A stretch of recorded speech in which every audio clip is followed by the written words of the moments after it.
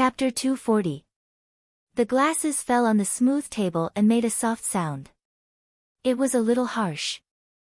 Zhou Yingxing's cold retort at this time made everyone feel even more surprised. The most powerful political figures in the Federation were sitting in the small conference room, so naturally, they would not show this kind of surprise on their faces. They continued to look at the documents with their heads down as before, drinking tea as if they had not heard anything. However, they were all shocked and confused. They did not understand why Zhou Yingxing would jump out of his silence and confront the National Security Advisor directly. The National Security Advisor's expression was somewhat ugly. After a moment, he said calmly, "So we have to wait for Nutshell? The question is, how long do you have to wait? How long does the Federation have to wait? 3 months? Half a year? We can wait, but will those ambitious people in the Empire wait? Everyone here should be aware that the Empire's new mecha had already been in development since 3 years ago. Although we still don't know how far they have progressed, we have to make our own preparations. If the MX is equipped to the front lines a day earlier, the Federation's brave soldiers may have one less sacrifice. I disagree with Deputy Minister Zhou's opinion. We shouldn't have to wait for too long." Zhou Yingxing calmly looked at the documents in front of him and said, "But if we don't wait and unilaterally adopt the new mecha standards of the Academy of Science, how will we appease Nutshell? As far as I know, there are hundreds of engineers and tens of thousands of workers in the engineering department who have put in years of hard work for this mecha. How long is not too long?" The National Security Advisor looked coldly at Zhou Yingxing and said, "As the President's National Security Advisor, I cannot disregard the safety of the Federation just to appease the employees of one company." The atmosphere in the conference room had long become somewhat tense. It was not common to see the Deputy Minister of Defense face to face with the National Security Advisor, so most people chose to remain silent. Even the scientific advisor, who was secretly on Zhou Yingxing's side, could not confirm how long Nutshell would take, so it was not convenient for him to offer his support. "I think the Nutshell should stop for now." Mr. Security Consultant looked into Zhou Yingxing's eyes and said firmly. At this moment, an official who had been sitting at the corner of the round table suddenly smiled at the crowd and said, "I think we can wait for 2 more days." The people in the meeting room naturally knew that this young official was the Deputy Director of the Office of the President's Residence, Boog.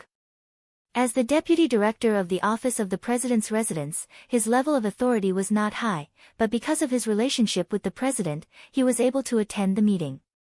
Could it be that he was speaking on behalf of the President?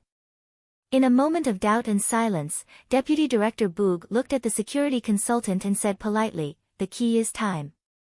It's not appropriate to wait too long." He then turned to Zhou Yingxing and asked calmly, "The Department of National Defense should be monitoring the progress of the Shell Engineering Department. Can you give me a specific time?" After a moment of silence, Zhou Yingxing said, 1 week. A joint meeting that appeared to be tit for tat on the surface, but which was surging in the dark, thus ended. The Federation government still had not made any specific follow-up measures in response to the explosive news from the Academy of Science. Just outside the meeting room, the security consultant dialed the President's top-secret phone number. As he silently cursed this useless idiot far away in South Dakota, his facial expression and tone simultaneously changed. Khufu. The security consultant had an extremely close relationship with President Sieg, so he directly called out the President's name. Moreover, there was a trace of friendly concern in his warm tone.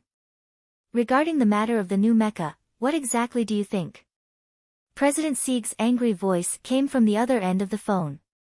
"The Academy of Science actually released the news without informing the government. Does that Lin fellow still have any respect for me, the President?" The security consultant softly comforted him and said a few words on behalf of the Federal Academy of Science. Only then did the President's anger dissipate slightly. After hanging up the phone, he touched his silver hair and could not help but shake his head. He thought to himself that this friend and student of his was really an idiot. If he had not taken care of many things for him these past few years, he was afraid that he really would have become the most laughable president in the history of the Federation. After Zhou Yingxing left the meeting room, he directly went to his office. Secretary Jiao, who had been following behind him, quickly dialed the number of the Shell Engineering Department in Hong Kong and found Su Lu. "You only have 1 week," Li Yao said. Secretary Jiao thought of the tired state of the president and said in a more serious tone, "The minister has already done his best." In a manor on the outskirts of the capital of Nank State, special task force agents dressed in dark suits were vigilantly watching everything that was happening outside the manor. In a room on one side of the manor, a device specifically used to monitor the electrical current noise caused by the heating of large-scale equipment was constantly working. Ever since the assassination attempt at the Linhai State Gymnasium, the big shots of the Federation realized that there were actually people in this world who were crazy enough to use military mechas to carry out assassinations. This manor was the summer retreat of the President of the Federation, so in terms of security and defense, they were naturally very cautious. Beside the floor-to-ceiling windows of the manor, President Huff Sieg was looking at the scenery outside with a gloomy face. There was no trace of the anger that he had shown in the previous phone call. Some people are really messing around.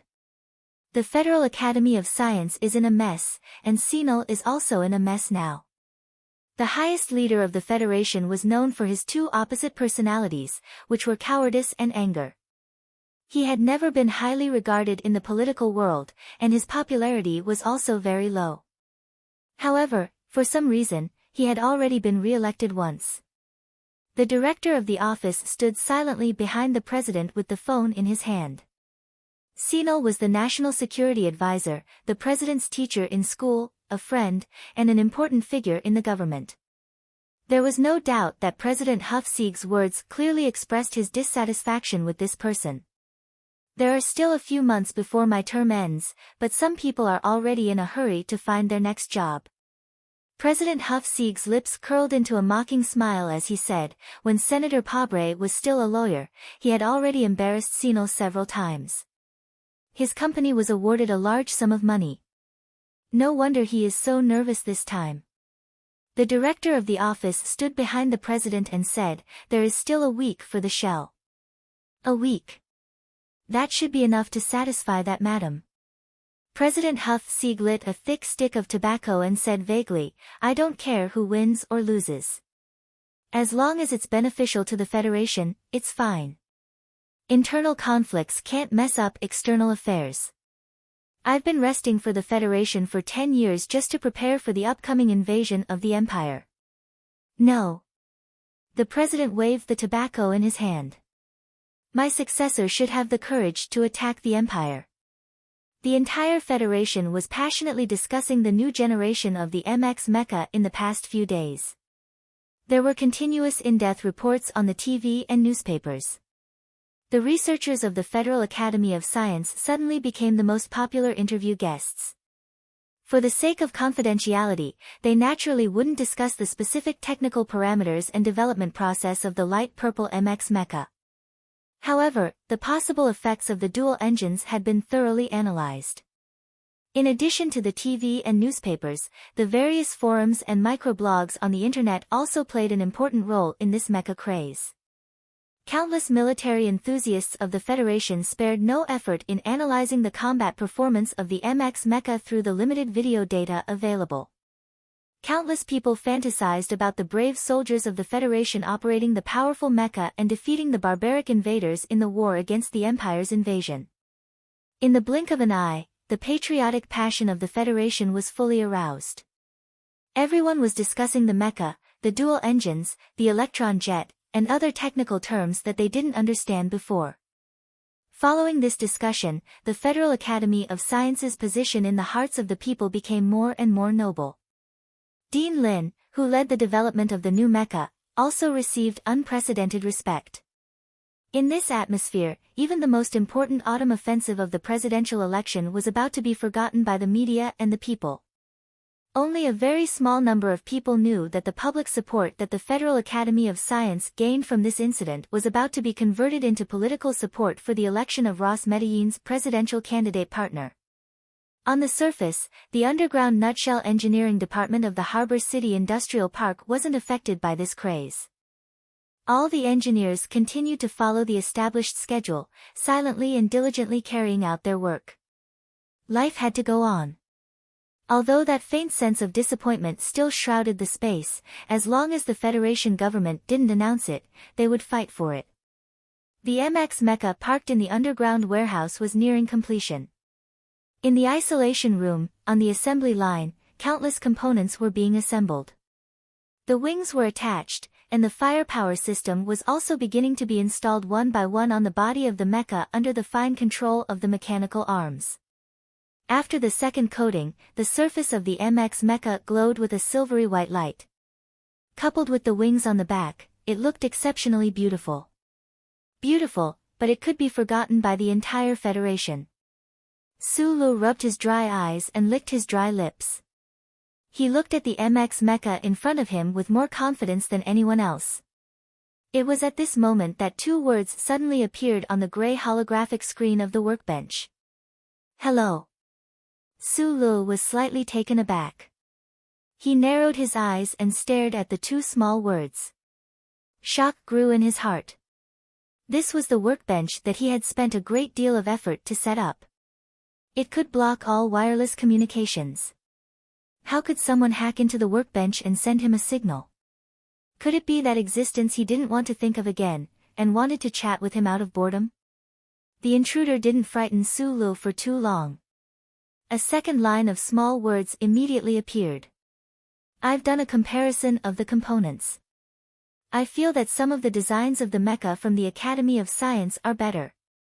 Would you like to take a look? Chapter 241. After seeing this sentence, Su Li's nervousness was mostly relieved. The terrifying existence who had forced its way into his dreams the last few times had appeared to be omnipotent despite not knowing where it had come from.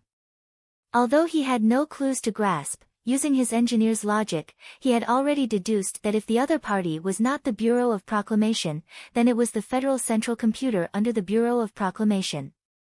This was a possibility that terrified him so much that he did not want to think about it. Earlier, when he had seen the sudden appearance of that line of words on the workbench, he had immediately thought of that great existence who called himself the Old Thing. However, he then remembered that the other party could directly invade his brain to talk to him, so why would they use this method? Moreover, although that existence had also very politely addressed him with the word, sir, in those dark dream characters, it was ultimately not as mundane and real as the words on the workbench right now. Sulu thought for a moment, and decided not to tell Supervisor Jose about someone invading his workbench. He quickly analyzed the situation in his mind. The workbench was currently connected to the engineering department's internal network, and the underground department of the engineering department was not completely cut off from the Federation's network. The person who had invaded his workbench must be within the engineering department, and judging from the other party's words, it did not seem like they had any ill intentions. He typed into the GE conversation software window, "Who are you?" The other side of the conversation window was silent for a while, and then a line of words appeared, "Please do not panic. I am a technician from the engineering department. Because I could not find a way to contact you, I invaded your workbench." Sulu scratched his head, more or less understanding the other's meaning. Although many people in the upper echelons of the Federation knew that he had helped the Nutshell Engineering Department, at the other levels, his participation in the development of the MX mecha was still top secret. Supervisor Jose had tight control over the engineering department, so even though he had been working with those mature and experienced engineers of the engineering department for so many days, the people in the engineering department still did not know who was helping them even though the straight line distance between them was less than 1 kilometer. It looked like that technician on the other side had really discovered some problem and was in a hurry to contact the mysterious support team in the backup storeroom.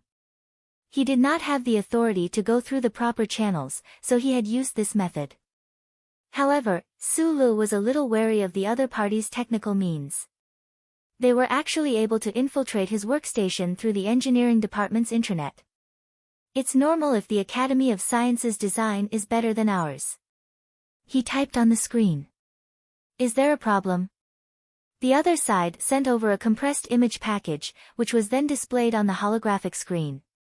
After the press conference at the Academy of Science, I took a screenshot of some comparative drawings. There are some problems in them, so I'll send them to you for a look. Sulu opened the compressed package, propped up his head, and began to carefully read the very clearly marked blueprints. At first, he didn't know what the other party meant, but after carefully reading the notes and side notes, he roughly understood that the other party should have discovered some problems with the Federal Academy of Sciences MX design. The main difference between the two design ideas was in the angle of fine adjustment of the electron jets behind the twin engines. That engineer had only calculated this angle by comparing the blueprints and calculating the ratio of the armor behind the waist of the Federal Academy of Sciences MX mecha. This angle was not some particularly important data. The problem was that this engineer who had infiltrated Su Li's workstation was able to calculate the difference in the TT31 formula in the quantum measurable dynamic core data and function model used by the Federal Academy of Science and the engineering department just based on this difference in angle. Sulu narrowed his eyes as he looked at these calculation results, but the shock in the depths of his heart could not be any greater. The data that the Federal Academy of Science had snatched from his hands had originally been tampered with through that great being. Therefore, the other party's modification design for the electron jets being somewhat different was something that he had long expected. What shocked him was that this unknown engineer was actually able to calculate so many things just from the appearance of the purple MX at the press conference. This should be what a true genius is, right? He stared blankly at the numbers on the holographic screen. Very complicated emotions welled up in his heart. On one hand, he admired that engineer, but on the other hand, he was worried that this engineer's findings would interfere with his plans. The streamlined silver-white MX mecha was not far in front of him. Those complicated power devices and firepower systems had long been installed. The finely designed attachment wings had also begun to calibrate their interfaces. The engineering department's small production line was currently creating interfaces that could be quickly replaced. Sulu scratched his head and raised his head. Looking at the scene in front of him, he thought of that genius engineer and remained silent. The entire Shell engineering department treated the data and function model he had brought as the most important thing, but Sulu understood that this was only because the Federation's academic community had not done much research in the field of quantum dynamic measurability these past few years. The Shell Motor Corporation engineering department had worked hard for this silver-white MX mecha for more than 10 years. The majority of the work had already been completed. It was only because of the failure of the experiment last autumn that they needed his help. Because the engine inlet had to be modified, Sulu had participated in the final assembly design this time. However, the ones who had truly solved the problem were still those outstanding and nameless engineers in the engineering department. Only the engineers of the Shell engineering department were the true contributors to the creation of the MX mecha. They were amazing giants. Sulu knew that he was only standing on the shoulders of a giant, helping him pick out a wooden spike that had pierced his earlobe to cause him pain. Your judgment is correct. The function models used by our two sides are different. Sulu was silent for a long time before he typed, but please keep this matter confidential. Confidential? The reply from the other side was very quick. Is this a disciplinary requirement? If so, of course it will be kept confidential. However, I still feel that the design from the Academy of Science seems to be better. Sulu knew how to explain this problem. He typed, "Can I meet you?" He forcefully changed the topic. He had originally thought that the other side would maintain a sense of mystery, or that they would not be willing to reveal their identity at all. Unexpectedly, the reply from the other side was even faster, and there were many emojis that represented excitement in the characters. Of course you can. I've always been very curious about where this mysterious team of yours came from. I've asked the people in the Research Institute to help me find out. Recently, no one from the Research Institute has been transferred over by the engineering department. These ordinary words hid excitement and desire. Sulu had no idea that he had long become a great mystery in the engineering department, so he could not understand the other's excitement. Open the video on your side and go through the security clearance, the engineer typed. Su-lu did as he was told and opened the clearance. Then, he saw the color block in the dialog box begin to change. It went from blurry to clear, and then the scene on the other side appeared. He rubbed his eyes. He did not understand why the first thing he saw in the video was an extremely elastic pillow pressed together by someone's hand, revealing a deep cleavage. The deep cleavage moved and moved back. Gradually, the whole image came into view. Su-li's face turned slightly red. Only then did he realize that the first thing he saw was actually a girl's extremely full chest. The female engineer on the other side of the video was not very old. Her delicate face was filled with a pair of curious eyes, and a pair of large glasses made her eyes look even cuter. Her black hair was haphazardly tied up with a pen, and she wore a white work uniform. The uniform was not fastened, revealing a light yellow tight vest underneath. When Su-lu saw the pair of glasses, he was stunned. When he saw the other person's face, he sighed softly in his heart. Then, his eyes were immediately attracted by the tight curves of the light yellow vest. Previously, he was a little surprised by the female engineer's voluptuous figure. Now, when he saw the other person's outfit and age, he felt that this combination was too abrupt. He had only opened the security clearance that allowed the video signal to enter, so the other person should not be able to see his current actions. However, Su-lu still felt a little embarrassed. He tilted his head, but less than a second later, he could not help but stare curiously at the girl's chest in the video. Although Uncle Feng Yu did not succeed in bringing him into the world of cosmetics, he had cultivated a habit of looking at beautiful women on the street. Not to mention, at this time, in the heavily guarded underground of the engineering department, he could see the most attractive part of a girl's body at such a close distance. After all, he was still a young man, and it was difficult for him to resist this temptation. "My name is Shang Qiu." The girl smiled and introduced herself. "I'm a technician from the engineering department. Mr. Jose has been hiding you guys very well. I'm really curious about who can come up with these structural blueprints. You have to know that since last autumn, I have been working on the electronic jet modification work, but my progress is much slower than yours." Su-lu looked at this female engineer named Shang Qiu, scratched his head, and turned his head around uneasily. He thought about how he thought this person was a genius, and in his heart, he guessed that technical geniuses were probably idiots in life. Otherwise, they would definitely notice how her voluptuous breasts would cause trouble to the person on the other side of the video.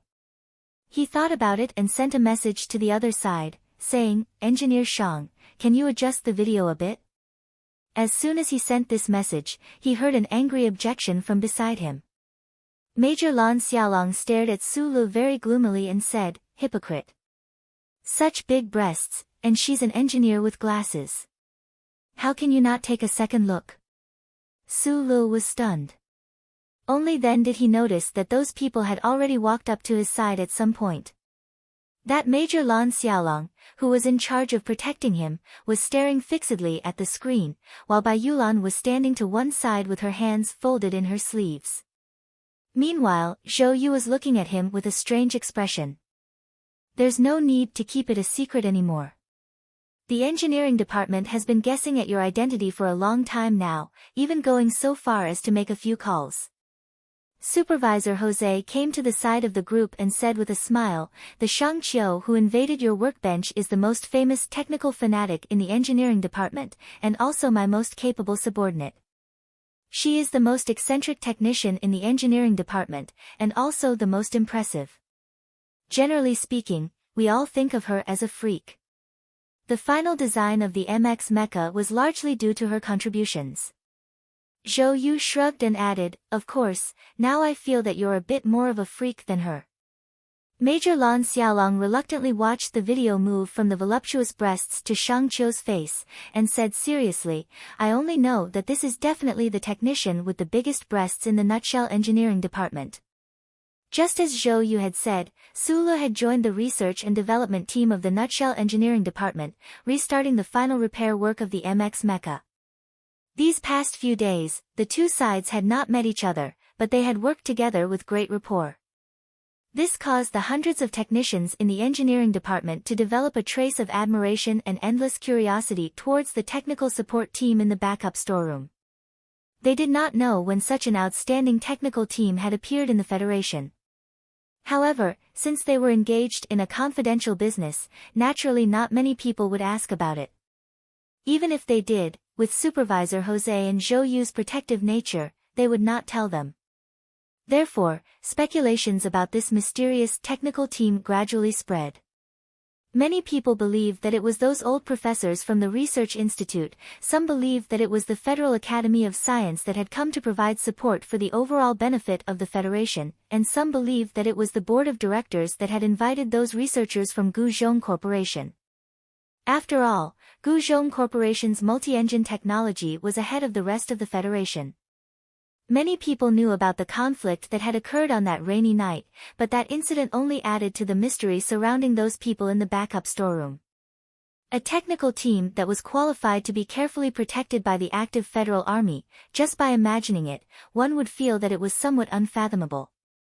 Shang Qiu was a female doctorate graduate from the capital university. Just like Su Lu, she was also an abnormal human who did not have a background in the mechanical department of the top 3 schools, but had successfully entered the nutshell. However, her abnormality was mainly reflected in her superhuman IQ, as well as her fanatical research into mechanical technology. She did not believe that this mysterious team had come from the Research Institute, the Academy of Science, or the Guzhong Corporation. This was because any design would always have its own theoretical support and style. However, the modification of the electron jets by this mysterious team was completely based on the research of quantum measurable dynamics. This was especially true for the final few sets of structural design concepts, which were even more difficult to understand. They were very different from the usual conventions of the Federation's academic community. Shang Qiu was not a technical member of the academy, so she very keenly deduced that this mysterious technical support team, or at least the spiritual core of the team, should have come from an unorthodox background just like herself. In these past few days of work, Shang Qiu had been looking at the data, instructions, and blueprints sent over from the backup storeroom. She had developed a strong sense of admiration and recognition towards the technical prowess of this mysterious team from the depths of her heart. She was a technical fanatic, so when she found that someone had gone further than her and was at a higher level, she could not help but develop the desire to learn from them. Unfortunately, the discipline of the engineering department was strict. As the technical supervisor, she had to set an example. Thus, these past few days, she could only forcefully suppress the curiosity in her heart and wait for the day when the final results would be announced. She could only watch as the Federal Academy of Science rushed to announce the new mecha. After using her computer to perform countless calculations and comparisons of blueprints, she confirmed that there was something strange about this matter. No matter what kind of woman she was, she would always need a reason to do something. Shang Qiu found a very good reason, and then added on the excuse that she was temporarily unable to contact Supervisor Jose and that she was pressed for time. Thus, she brazenly hacked into the workbench in the backup storeroom and began her conversation with those mysterious people.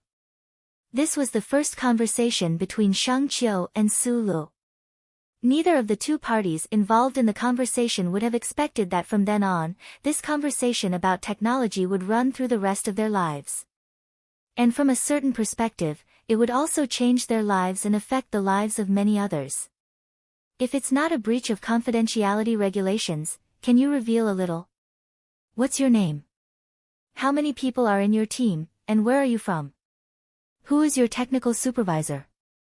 Shang Qiu typed rapidly on the keyboard as she asked curiously, completely oblivious to the fact that as she moved, her bulging breasts, tightly wrapped by her yellow singlet, appeared even more alluring.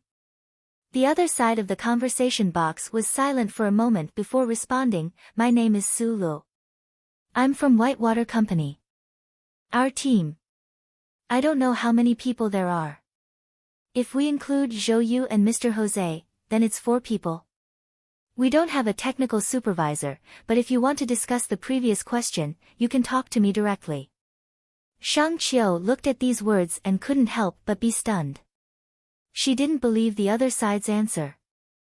How could those low-level technical supervisors in Whitewater Security Company be able to create these things? And according to what the other side said, in fact, this team only had 2 people. She rubbed her somewhat tight forehead and pushed up the glasses that were about to fall down the bridge of her nose. Her action was particularly cute, and she asked seriously, Su Gong, is what you said true? Then you really are a peerless genius. The people in the conversation didn't see that this female engineer had already begun to quietly operate her computer. She entered a few commands and hacked into the other side's workbench again. Without alerting any of the defense systems, she activated the other side's video capture device. Su Lu was a little embarrassed. He thought to himself that this female engineer was able to hack into the workbench and discover the problem in such a short time. In fact, he was only able to do all this by relying on Professor Shin's legacy and the structural blueprint in the dark dream. In a sense, he was just a cheater. Receiving such praise really made him feel a little embarrassed. At this time, Shang Qiu had quietly remotely activated the video capture system of the workbench in the backup warehouse. Then, her expression suddenly became strange. This was because she confirmed that this guy named Su Lu was telling the truth. On the screen was a young face with a trace of shyness and awkwardness. And behind the young man were manager Jose and Zhou Yu. Further to the side was a pervert in a military uniform who looked abnormally disgusting. Shang Qiu subconsciously lowered her head and glanced at her chest. Then, she looked up and said, "Are my breasts very big?" The person on the other side of the screen didn't know why she said that, nor did he know that she was monitoring him. Su Lu was stunned for a moment. Of course, he wasn't stupid enough to type the words, "very big breasts." He just nodded subconsciously. Behind him, Major Lan Xiaolong was about to nod his head off. Even Manager Jose and Zhou Yu couldn't help but smile and shrug their shoulders after looking at each other. Shang Qiu smiled and typed, "Big breasts don't mean no brain. Get that stinking soldier out of here." When this sentence came out, everyone's body froze. Chapter 242. Conscience is when we are aware of the existence of the court of morality within us. No matter what method we choose to use to live in this universe, perhaps we can find a path for rats to crawl through in the radiance of the charter, perhaps we can turn the legal provisions into those yellowed papers and scattered electronic data, but when we grow old, we will always have to look back and see the verdict of the court of morality within us. People, there has never been a truly harmonious world, there is no absolute fairness, but everyone walks the path of harmony and fairness. Perhaps some people will break the wooden stick and drive away the beasts on the road, but perhaps in the next moment, that wooden stick will become a job for us to bully our companions. Deep within everyone's heart, there will be a beast. What we need to do is to throw away those wooden sticks and use a non-beastly method to deal with the disputes between us. George Carlin said that the greatest injustice in the Federation society is the unfair possession of information by different classes. This is a simple and thought-provoking judgment. People, please think about it. How much do we know about the things in the Federation? Are the things we know true? Are the things we know what some people want us to know? If there is no true sharing of information, then when we deal with the disputes between us, will we already be in a state of inequality?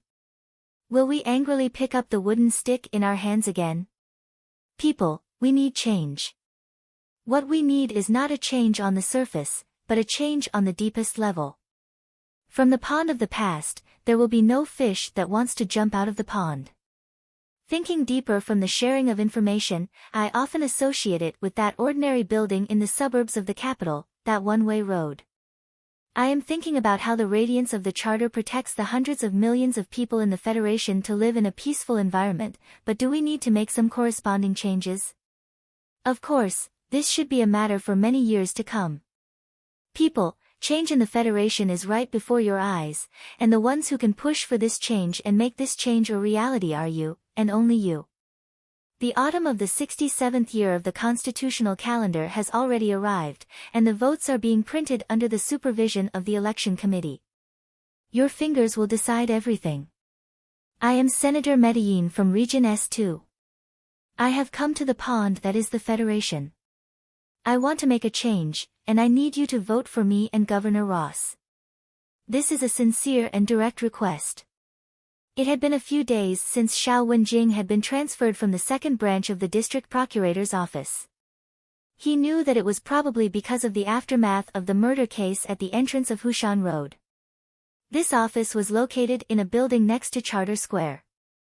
This building was a foreign office of the Federal Justice Department.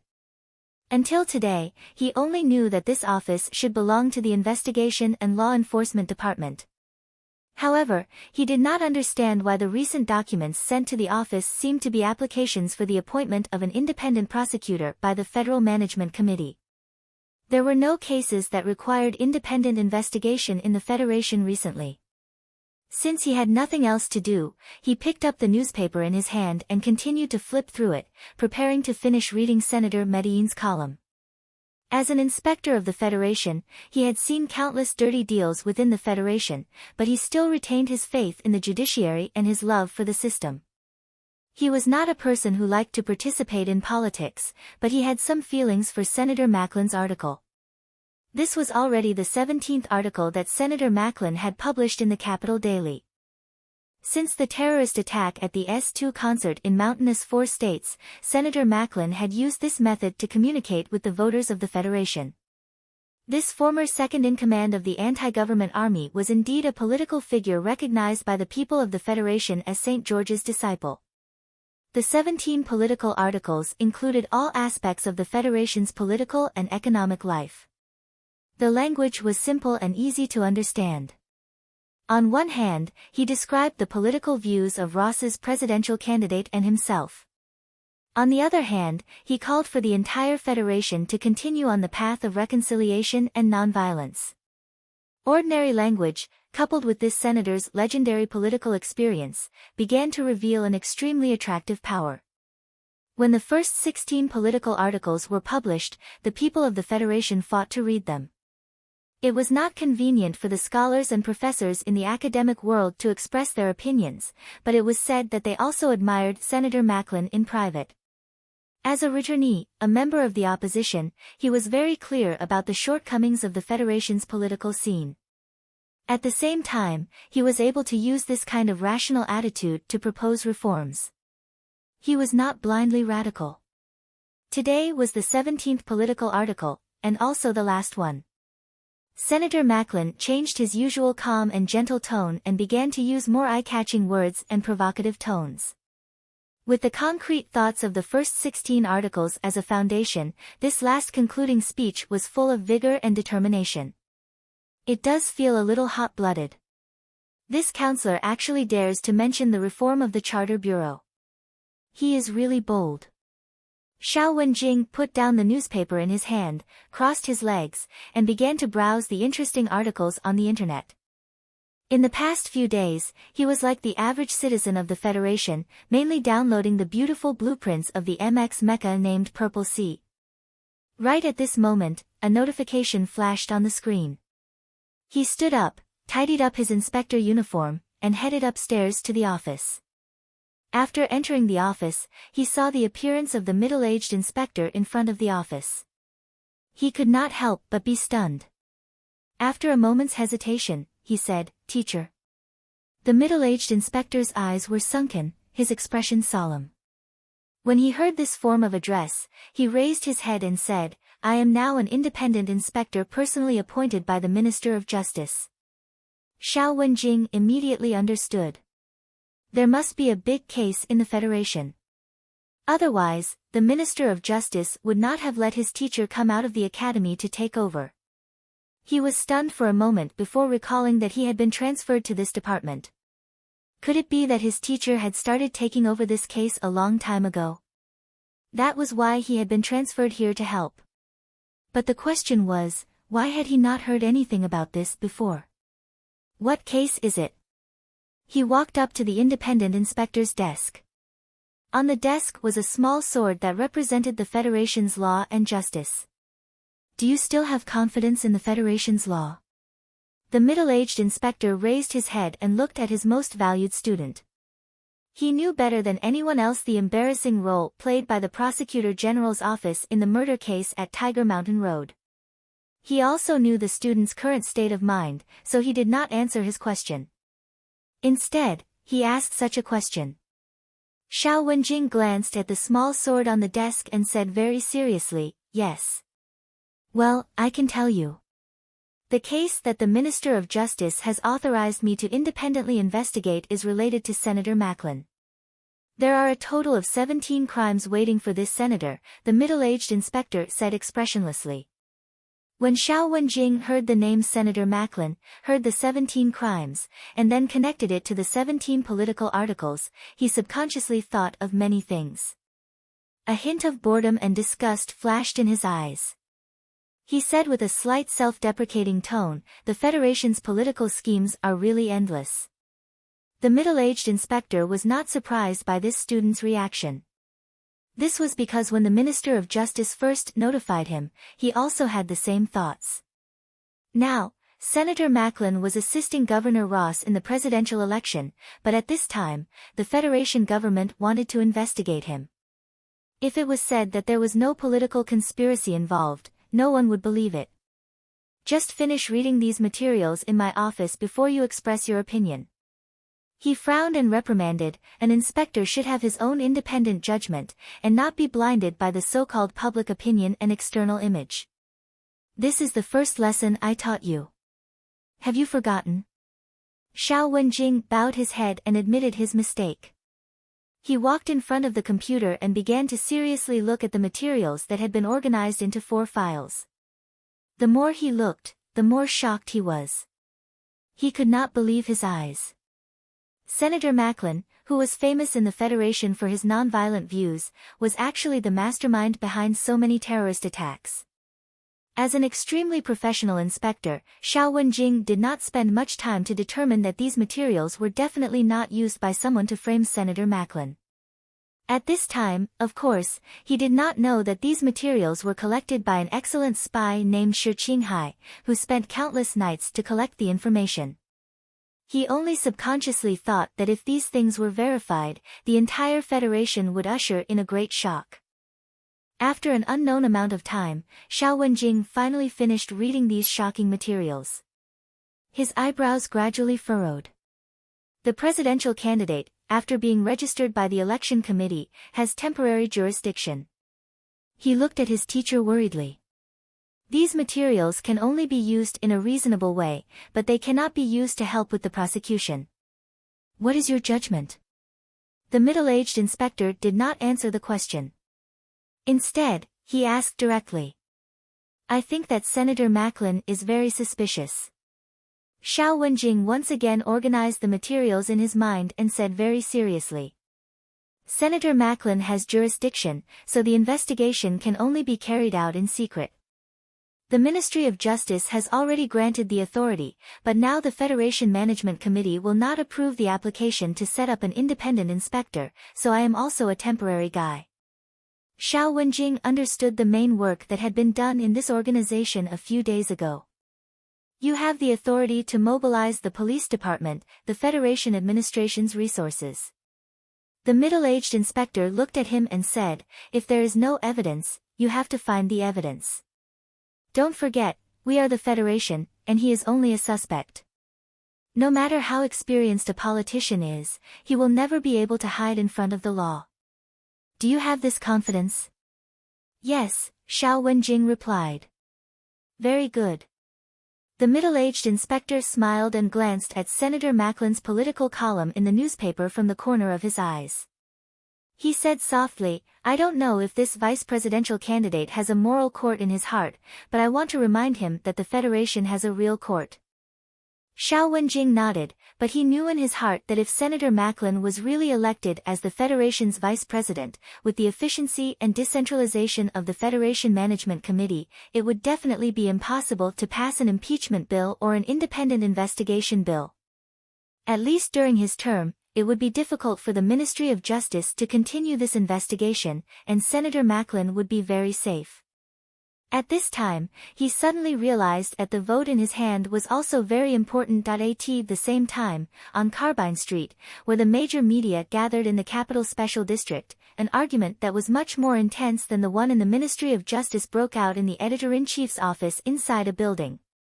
The editorial department of the Capital Daily News had this kind of drama all year round, just like the profound lunar eclipse pattern outside the newspaper office building. There was no such thing as perfect peace. I need a reason. You have to give me a reason today. I found 3 reporters and 17 paparazzi, spent 70,000 Federation coins, and finally verified a little bit of the anonymous information. It was written into a block of tofu with a few hundred words, and you actually suppressed it? And suppressed it 3 times in a row. Mr. Wood, the senior political reporter of the Capital Daily News, looked at the editor-in-chief angrily and roared, "Mr. Bob, what exactly do you want to do? Don't tell me that because you don't want to offend politicians, you have become a piece of trash who has forgotten the rules of journalism?" The editor-in-chief Bob glanced at the closed glass door and confirmed that the conversation between him and his old partner would not be heard by anyone. He was slightly relieved. He was silent for a moment, shook his head with a bitter smile, and said, "Wood, don't forget that I am also a reporter, and I am the chief reporter of the Capital Daily News. I know the purpose of the Daily News better than anyone else. The half-eclipsed moon outside is constantly reminding us, but you still can't publish this report. We need to find out the reason why the moon is half-eclipsed." This is a famous quote that the journalists said when they wanted to break through the government's blockade when the Federation opened up the Donglin region. Mr. Wood sat down with a sullen face and said, "You are not even afraid of the government's pressure." "I don't understand. Do you want to watch a politician who deceives the world and gains fame by playing with the anti-government army and the voters of the Federation become a vice president? The problem is that your investigation has no real evidence."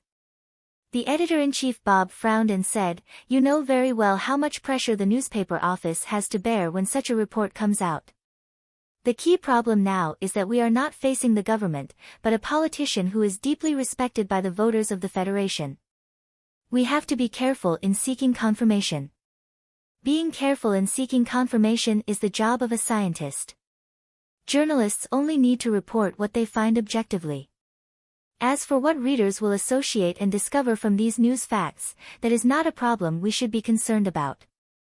Wood directly cut him off. "Our newspaper office has always been known for being fair and objective." The editor-in-chief also began to get angry.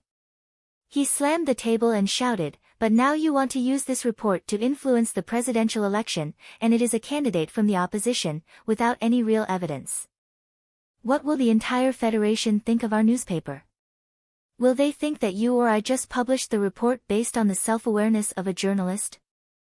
They will only think that we were pressured by certain forces in the Federation to act as the thugs of the politicians to suppress an old man who has no foundation in the Federation and who has just entered the management committee less than 2 years ago, who advocates nonviolence." This was a very long paragraph.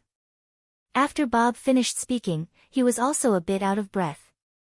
He took a sip of coffee and said in a hoarse voice, "If you can find real evidence, I will agree to your report even if I have to give up my position as editor-in-chief.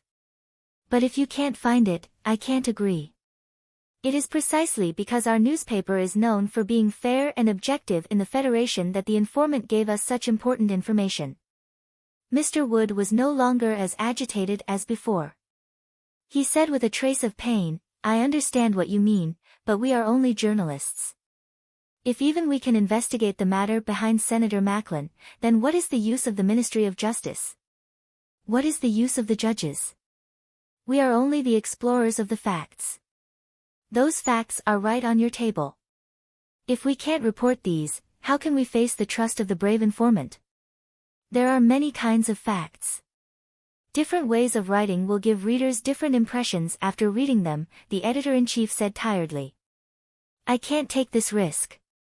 If the readers of the entire Federation think that we have become thugs for the politicians, who will be responsible for the reputation of this newspaper that has lasted for thousands of years? I will try my best to be objective. You don't have to say any more. The editor-in-chief looked at his colleague who had entered the newspaper with him and said with a frown, "Don't forget, the person you are investigating is very likely to be the next vice president." According to the latest poll, the support for Ross and his partner is approaching that of Senator Pabre. And according to my sources, this afternoon, there will be a heavyweight bomb thrown at Ross and Macklin. At this time, we, a newspaper, can't expect to be able to change the attitude of the Federation voters. Reporter Wood was silent for a long time. Suddenly, he asked, "Did the board of directors give you any hints?" The Capital Daily News was funded by an institution under the Sanlin United Bank. The Sanlin United Bank belonged to the Lee family, one of the 7 families in the Federation. The Lee family was a strong supporter of Ross and Macklin in this presidential election. For these reporters who had been in the news industry for many years, these things were no secret. Seeing that the unfavorable report on Senator Macklin had been suppressed, Wood naturally thought of this. The editor-in-chief, Bob, looked at him coldly. After a long time, he said, "You underestimate me." Wood was silent for a moment. He believed that the editor-in-chief was not such a person. He said, "Sorry, I am a little emotional today. It's not that I don't want you to report, but I need an opportunity. The most famous method of a news reporter is to beat the dog that is in the water. We don't need hypocritical pity." The editor-in-chief, Bob, sighed and said softly, "Senator Macklin hasn't fallen into the water yet. It's not the right time for us to make a move." Wood understood the editor-in-chief's meaning. He sighed and said, "The problem is that the autumn election is about to begin. Where can we find the right time? I believe there must be one." Bob said to himself in his heart. He looked at the column of Senator Macklin's political opinion in his newspaper. Suddenly, a trace of disgust surged in his heart. He threw the newspaper into the wastepaper basket. He looked up at the respected reporter, Wood, and said calmly, "If the court of the Federation doesn't work by then, and the court of ethics in Senator Macklin's heart doesn't work, then our newspaper will have to become his court of ethics. Although this is a very inappropriate way of doing things." Chapter 243. It was not autumn between August and September, but the drizzling rain in Harbor City washed away the heat and soothed the smell of dust. Then, with the cold wind blowing from the north, the air began to cool and clean, adding a hint of autumn to it. Sulu stood on the platform of the Industrial Park building, squinting his eyes as he looked at the blurry watercolor-like scenery of the city on the other side of the drizzling autumn rain. He subconsciously raised his hand and took a puff of a 37 brand cigarette. The cigarette entered his throat and lungs. It was a little spicy, but also a little sweet, just like his mood at the moment. Yesterday afternoon, in the bustling city of Harbor City, the election of Governor Ross and Senator Medellin had carried out a huge campaign. The people who came to participate were not afraid of the cold autumn rain, and the number of people reached more than 200,000. During that campaign, Dean Lin of the Federal Academy of Science finally stood on the stage. In his decades of academic career, this was the first time he expressed his views on politics, and he called on the Federation voters to support Ross and Senator Medellin. Sulu could not remember the reason that Dean Lin of the Academy of Sciences used.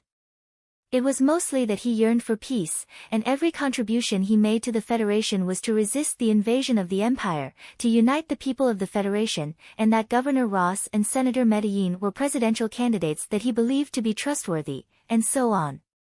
The Federal Academy of Science, which had a high status in the hearts of the Federation citizens, expressed its views on the presidential election for the first time. Whether this was in accordance with the election laws of the Federation was not something that many people cared about, because Senator Pabre would not be able to fight a constitutional lawsuit at this time. The key was that the effect had already been seen. After the Academy of Sciences announced the successful development of the MX Mecha, its position in the hearts of the Federation citizens improved. The bias that Dean Lin announced had a huge impact on the psychology of the voters. According to the latest Federation TV poll, Ross and Senator Medellin had for the first time surpassed Senator Pabre in terms of public support. Sulu narrowed his eyes at the sudden desolate autumn scene, but he didn't feel too much sorrow in his heart. However, he was wondering why the things that Shi Qinghai had passed to Secretary Shen through him hadn't been exposed at this time of the presidential election. Could it be that Lady Tai was so confident in Pabre that she didn't want to resort to such means? In a sense, Shi Qinghai and Su Lu were just small fries. However, these two small fries were constantly trying to achieve great things. Su Lu didn't know if he could succeed. He only knew that if someone like Senator Macklin were to stand at the peak of the Federation's power, the Federation, which was already somewhat corrupt, would become even more unacceptable. He put the cigarette to his lips with 2 fingers and took a deep breath. He asked softly, "Is the result not out yet?" Shang Qiu was wearing a gray work uniform and standing quietly beside him. She was looking at something below the rooftop.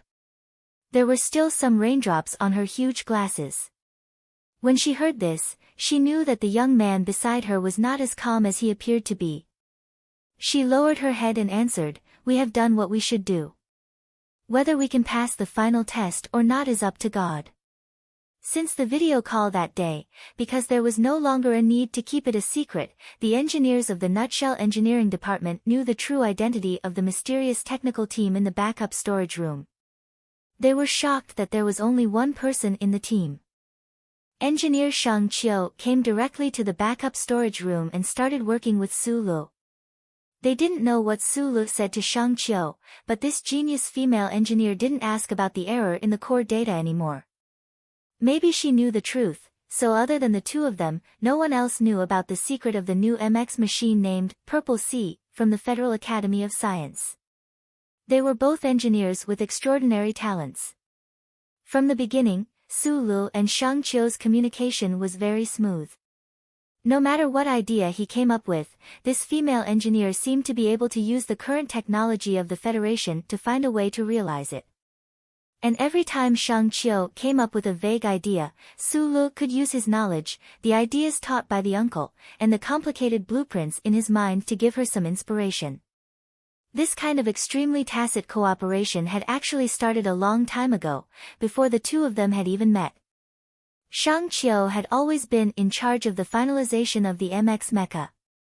Su Li's work in the underground of the engineering department these past few days was mainly to cooperate with this girl. However, he hadn't known about this at the start. Shang Qiu also hadn't expected that the technical support team in the backup storage room would actually be someone younger than herself. The air on the rooftop was somewhat chilly. Shang Qiu tightened the work uniform draped over her body, her arms crossed in front of her chest, which squeezed the dizzying whiteness of her breasts even more. Su Lu had long gotten used to this female engineer's figure, so he was no longer as nervous and stunned as before. After a brief pause, he passed a cigarette to her and said, "I can't be as calm as you. I'm faking it." Shang Qiu moved to his side and lit the cigarette. The reddish end of the cigarette trembled in the autumn wind. She exhaled the smoke somewhat shakily, coughed twice, and said, "After I graduated from Metropolis University, I entered the engineering department. The first and last job I took on was the MX mecha. In truth, this is the only thing I've done in my life. Today, I'll know whether this thing will succeed or not. Of course I'm a little nervous." Su Lu glanced at her, took a deep drag on his cigarette, and extinguished it in the water stains on the railing. He said, "I'm also very nervous." The profession of an engineer was different from that of a warship commander. It was still a male-dominated world. This was determined by the difference in the thought patterns and interest of the sexes in metal and machinery. He thought to himself, Shang Qiu had been able to enter the core department to research the MX mecha as soon as she graduated from Metropolis University. Moreover, in just a few short years, she had risen from a normal technician to the present technical supervisor. Her ability had already been amply proven. The Federation government had given the Nutshell Engineering Department a week's time. Today was the last day. No matter how many ideas the hundreds of engineers in the engineering department still had to be tested, or how much finishing work they still had to do, a result had to be produced today. In fact, When Su Lu and Shang Qiu were smoking on the rooftop, it was precisely when the DoD General Assembly base officers were coming to the engineering department to conduct a joint inspection. Success and failure would be determined in these few short hours.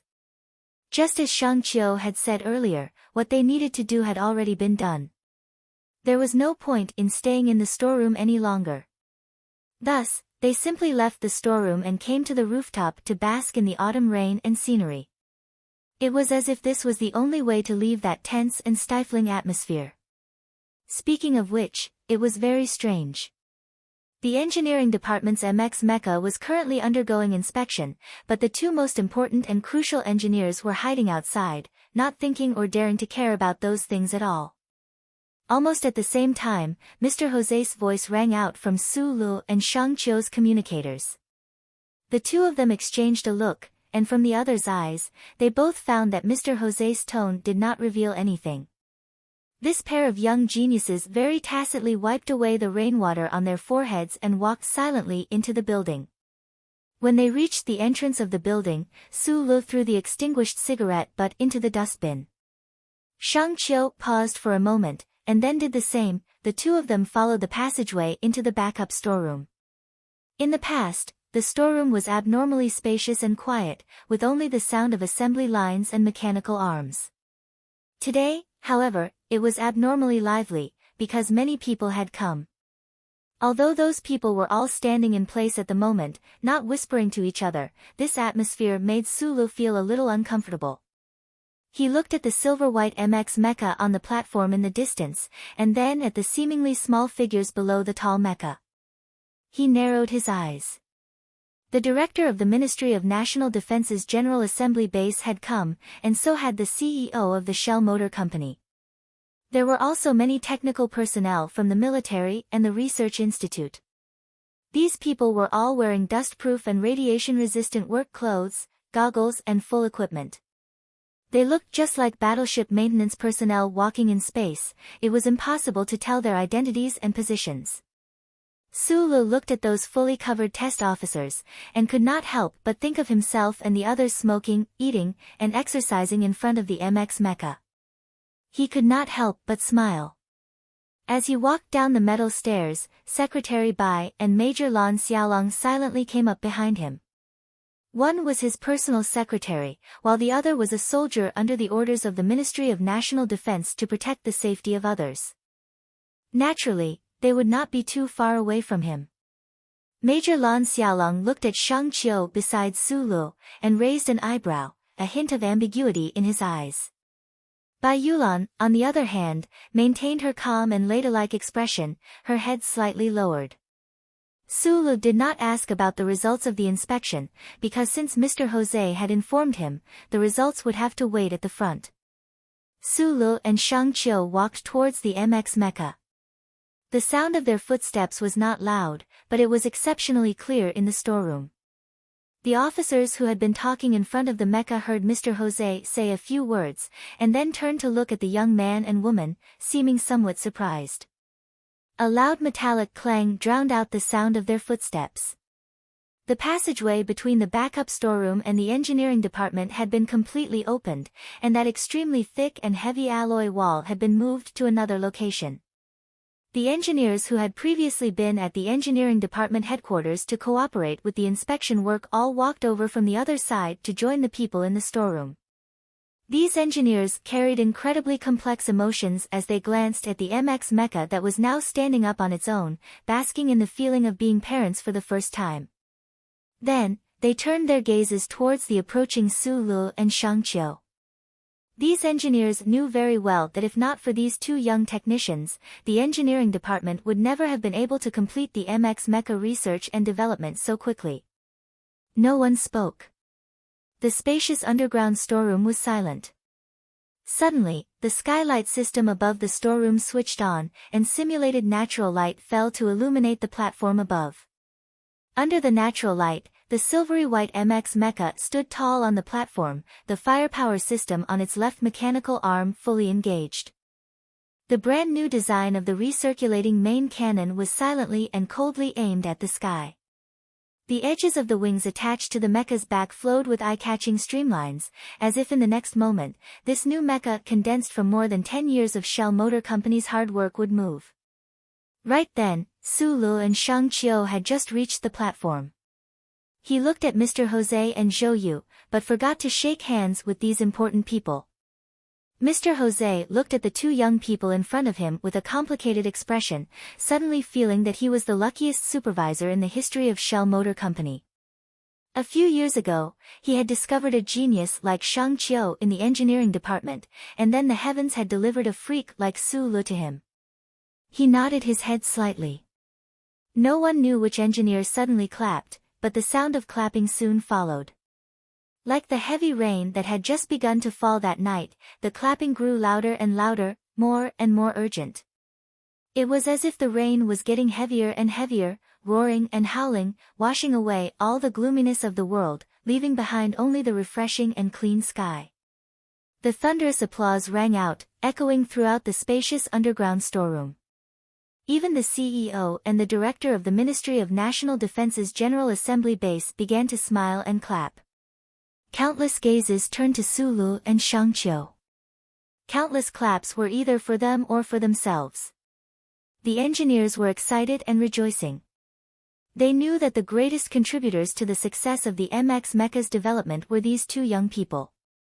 Sulu and Shang Qiu glanced at each other, and then their lips split into a childlike grin. The MX Mecha developed by the engineering department had passed the acceptance test. They had succeeded.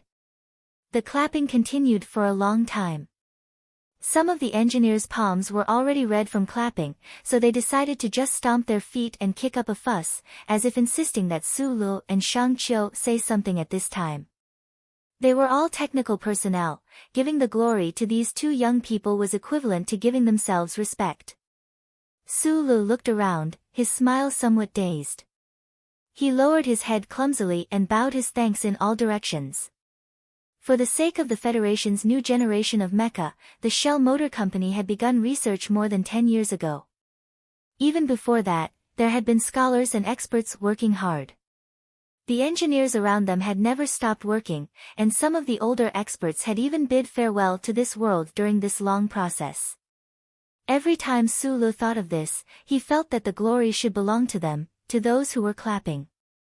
This was not a pretense or pretentious sentiment, he truly felt this way. He always felt that he had only solved the last problem. It was like building a skyscraper, the foundation and the body of the building had all been built by the predecessors. He had only built the last floor, yet he had to enjoy the applause and respect of so many people. He felt a little embarrassed. "You are really amazing." Sulu forced himself to calm the excitement in his heart and looked at Shang Qiu beside him seriously. A young girl actually being able to complete the assembly design of a twin engine, if one had to say who was the biggest contributor, it should be Shang Qiu beside him. "I know that I am amazing in this area." Shang Qiu replied with a smile, but the two hands in her sleeves were already clenched into fists. Facing such a scene, how could she, who had dedicated all of her youth to this project, not be excited? Just like Sulu, she bowed to the engineers around her in thanks. Her gray work uniform was still draped over her shoulders, bowing to all directions. When she lowered her head, who knew how many spring ripples were exposed in front of everyone's eyes, but she acted as if she did not know anything. "Oh!" Major Lan Xiaolong, who was behind Sulu, called out softly. The engineers began to whistle, and the warehouse was filled with jubilation. After Shang Qiu stood up, Sulu whispered beside her, "You did that on purpose?" "I am the supervisor, and I know how hard they have worked these past few years. Since they succeeded today, of course I have to give them some benefits." Shang Qiu beamed and said, "You contributed the most, so do you want me to give you some benefits?" Sulu subconsciously glanced at Shang Qiu's bulging chest and quickly shook his head. Shang Qiu laughed twice, leaned over, stood on her tiptoes, and kissed him hard on the cheek, making a crisp sound. Sulu touched his face and then scratched his head. He knew that this only meant that he was happy and did not mean anything else. However, in the eyes of the engineers around them, it was not just that. Therefore, the whistles became louder, and there were occasional jeers and shouts. The atmosphere in the warehouse suddenly reached a climax. Bai Yulan, who had been keeping his head down, also raised his head at this moment. He gently lit up a cigarette with a smile and gently took a puff. He was a non-smoker, and would only make an exception when he was in an abnormal mood. Amidst the thunderous applause, he quietly thought to himself, when Su Lu and Shang Qiu were designing the assembly at the end, he, as the test pilot, had carried out many tests. Could this be considered some contribution to MX? Right at 4:32 p.m. that day, before the results of the joint inspection by the Ministry of Defense and the Shell Motor Company could be reported to the Federation, a headline appeared on the Federation's biggest news bulletin board: Shell Engineering Department's new MX mecha has been successfully developed. The Federation's biggest news bulletin board was called Stars Sky. Every day, countless citizens of the Federation would choose to view or publish real-time news here. The news was divided into countless categories, so the main news section refreshed exceptionally quickly. That single headline was immediately squeezed into a dozen or so pages, and did not attract much attention. However, immediately after, someone reposted the news on a Weibo, pointing out that the new MX mecha from the Shell Engineering Department had passed the joint inspection by the Ministry of Defense and the company's headquarters this afternoon. It wasn't until now that someone noticed this news. At the same time, the previously buried title was reopened by someone. Today, the most discussed topic of the Federation's citizens was the Federal Academy of Sciences Purple Sea mecha and the presidential election. The public's passion and understanding of mecha had been aroused to an unprecedented level, so this piece of news instantly garnered the attention of many people and was quickly pinned in red at the top. However, the public did not understand, the Federal Academy of Science had already developed the mecha, so why was the Shell Engineering Department still continuing? There were George Carlin supporters who began to denounce the Federation's government for blocking information and carrying out repetitive construction, wasting the resources provided by the taxpayers. There were also military enthusiasts who began to analyze the deeper meaning behind the Shell Motor Company's actions. However, without seeing pictures and videos, they also did not know what the difference between the Shell Motor Company's MX and the Federal Academy of Sciences Purple Sea was. For a time, the heated discussion about the new Shell Motor Company's mecha continued into the middle of the night. However, most people expressed their lack of understanding towards the matter, and began to doubt or even criticize the Shell Motor Company's intentions. Right at this time, a post titled, "An Open Letter from the Shell Engineers," was placed on the news bulletin board. Like a giant rock falling into water, it stirred up 1,000 ripples. Chapter 244. Don't ask for my name or citizen number. I'm not that stupid, even though writing this letter is stupid in itself. I also don't want to use any evidence to prove that I'm an engineer from the Nutshell Engineering Department, because this is an open letter written by me alone. Those who believe will believe, but those who don't can take it as a joke. The reason for writing this open letter is very simple, it's to explain. We know that the Academy of Sciences has already completed the development of the new MX mecha. At this time, the Nutshell Company still wants to develop another mecha. Many people won't understand, thinking that this repetition is a waste of the Federation's resources, but I want to remind you of one thing. A mecha is not a clay figurine, it's not something a 3-year-old child can casually rub on the beach to make. The clumsy clay figurine may have the innocent beauty of a child, but it definitely can't help the Federal Army gain too much in the battle against the Empire. This most sophisticated and complex humanoid machine needs a long time to develop. The Nutshell Company had the initial intention of developing the MX mech 30 years ago. After a long period of preparation work, the project was officially established 12 years ago. Countless experts, scholars, and technicians put in their youth and sweat to develop the first-generation prototype last autumn. And we know, you also know, that the Federal Academy of Science has never had a similar plan. They just suddenly started this year, so in terms of first come first serve, the one wasting the Federation's resources should be the Federal Academy of Science, not the Nutshell Company. What I don't understand even more is that after the Federal Academy of Science started the development of the new MX Mecha, it only took a few short months to achieve success. How did they do it? We know that the Federal Academy of Science gathered the best scientists in the Federation, but I still don't believe that they have the technical ability, because if they did, the Federation's army would have already stepped on the soil of the Empire's capital. I'll repeat again, developing a mecha is not like making clay figurines, but the Academy of Sciences used the speed of making clay figurines to make it. Respect? Of course I respect it. Just like the cartoon on the Federation's children's channel, to be able to have this kind of speed, it's really amazing. I'm not accusing the Federal Academy of Science of plagiarism, although everyone knows that the cartoon was plagiarizing. I'm just using a possibly inappropriate example. Especially when the target of this accusation is the Federal Academy of Science, which is deeply respected by all of us, we have to be more careful. Although there are rumors in the academic community, our Dean Lin's record is not as pure and clean as everyone thinks. Because it's related to the Federation's absolute technical secrets, I can't say some details, but I want to remind everyone of one name, Professor Shen Yulin. If anyone is interested, you can research this name.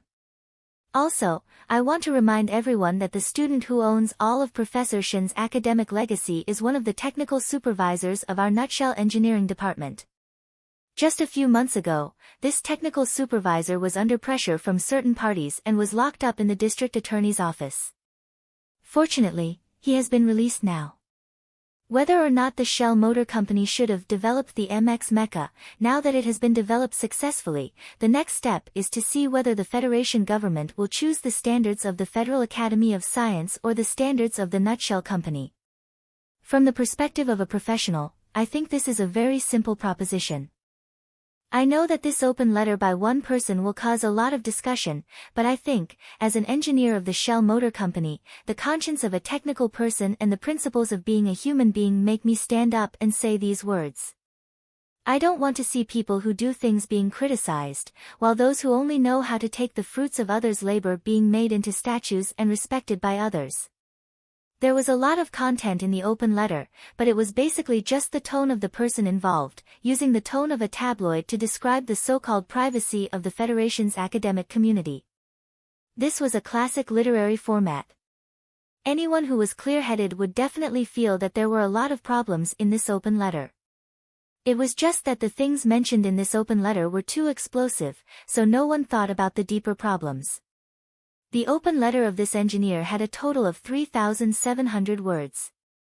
Not a single word was used to accuse the Federal Academy of Science of plagiarism, but the 3,000 words were actually all about this one problem. Anyone who read this open letter would know what this person wanted to say. The Federal Academy of Science was the most respected academic institution in the Federation, and Dean Lin was the leader of the academic community who was highly respected by the people. How could such an institution and scholar plagiarize? A stone stirred up 1,000 ripples. The entire sky of the planet was suddenly filled with all kinds of posts. A portion of people directly vented their dissatisfaction with life in the Federation. Without even thinking, they began to use a fierce tone to scold the Federal Academy of Science for being shameless. A portion of the public who thought they were calm began to weigh their words and express their opinions. They thought that this matter was completely ridiculous. Most of these people thought that the engineer who published the open letter was not a staff member of the Nutshell Engineering Department at all, but was just a despicable person who wanted to see the world in chaos. The real black-bellied conspiracy theorists began to harshly criticize the engineer. They believed that this was nothing more than a game between the political forces of the upper echelons of the Federation, and that the Nutshell Mobility Company had used despicable means to obtain a huge order from the government. There were even more daring conspiracy theorists who connected it to the network spies that the Empire had bribed. The silent majority, on the other hand, began to ponder the questions raised in the open letter. Doubts began to grow in their hearts. If Nutshell Corporation had begun the development of the MX Mecha more than a decade ago, why would the Federation's Academy of Sciences intervene halfway through? Moreover, who could explain the problems pointed out by the engineers? On the same night, the silent majority began to use the relatively free environment of the Federation's network to search for some information, especially regarding the gradually forgotten Professor Shin Yulin. At 1:00 in the morning, someone found an article from many years ago in an academic journal. The article used an obscure tone to point out that the academic results used by Professor Shin Yulin for the Federal Academy of Science to apply for the Nebula Award were mostly completed by Professor Shin Yulin as early as 3 years ago. Professor Lin Yuanhu was the current leader of the academic community in the Federation, the head of the Federation's Academy of Science. When he applied for the Nebula Award, he was already a famous young professor in the Federation and had an extremely high reputation. Immediately after, someone found out that the academic journal that dared to publish the article about Professor Lin Yuanhu's plagiarism had its funding and authority revoked by the Federation's academic committee. In the end, the journal ended up closing its doors. At this point, the once glorious name of Shin Yulin, the former Nebula Award winner, once again entered the public eye. The public found out on the internet that after that incident, Professor Shin left the Federal Academy of Science and entered the Shell Motor Corporation Research Institute. He disappeared from the academic community for more than 10 years. As for what he did after that, no one could find out. Everything left a trace.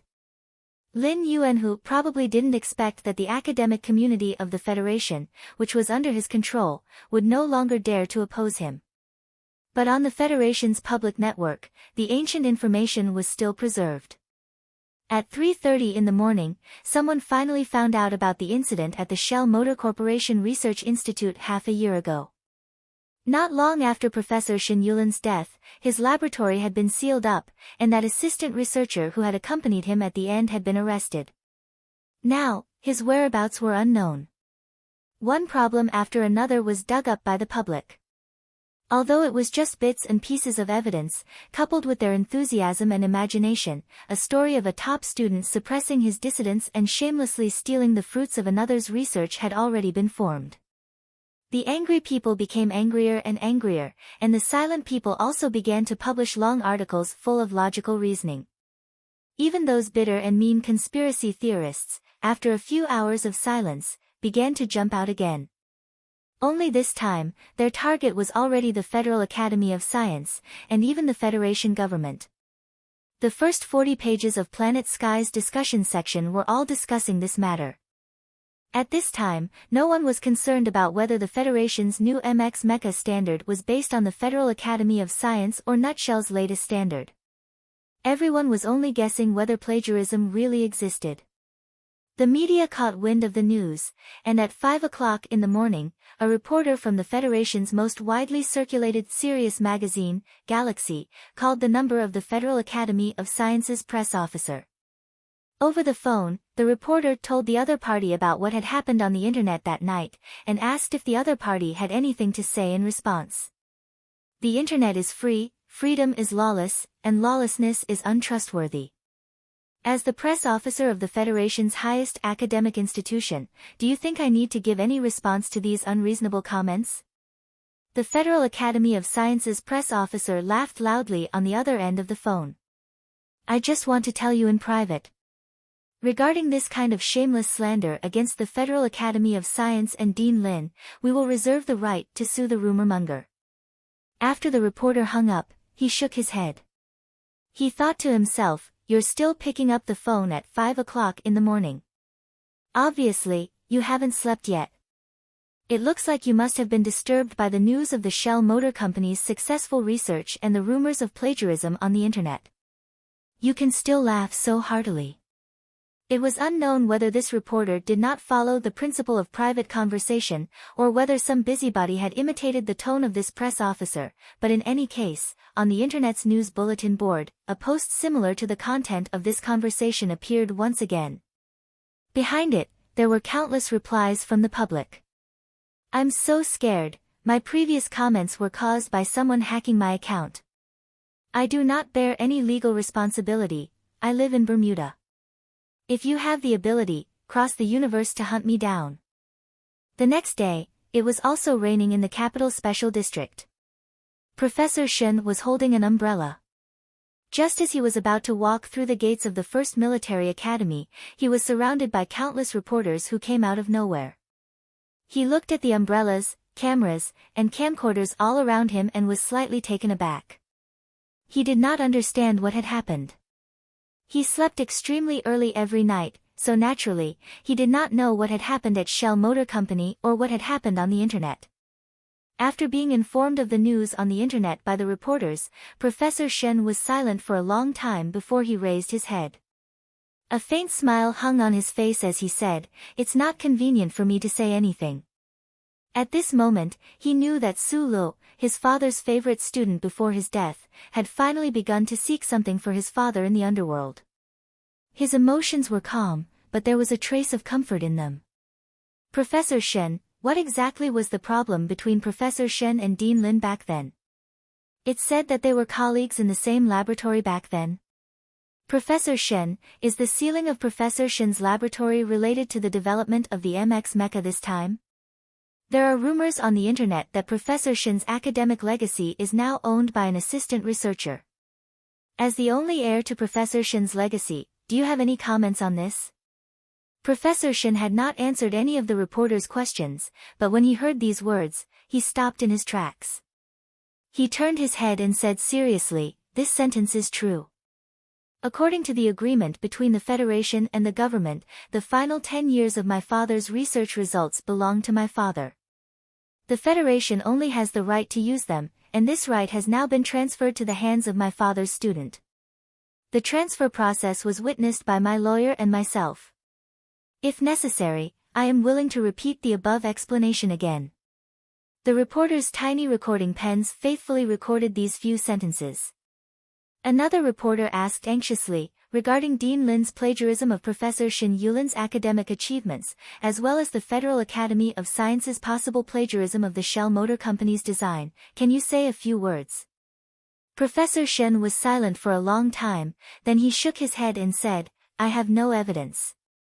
After this sentence, Professor Shen walked towards the campus in the autumn rain. His pace was calm. He was just like his father. Although he was angry at the injustice, he was more willing to devote his time and energy to meaningful research than to live a sad life like a woman. A rigorous scholar would not express any opinions without evidence. The ID, Shell engineer, had become a celebrity on the Federation's network, but no matter how hard they searched, they could not find the owner behind this ID. The Federal Academy of Science naturally did not make any comments on this matter, and the reporters who rushed to the Harbor City Industrial Park were also unable to interview any of the Shell Motor Company's employees.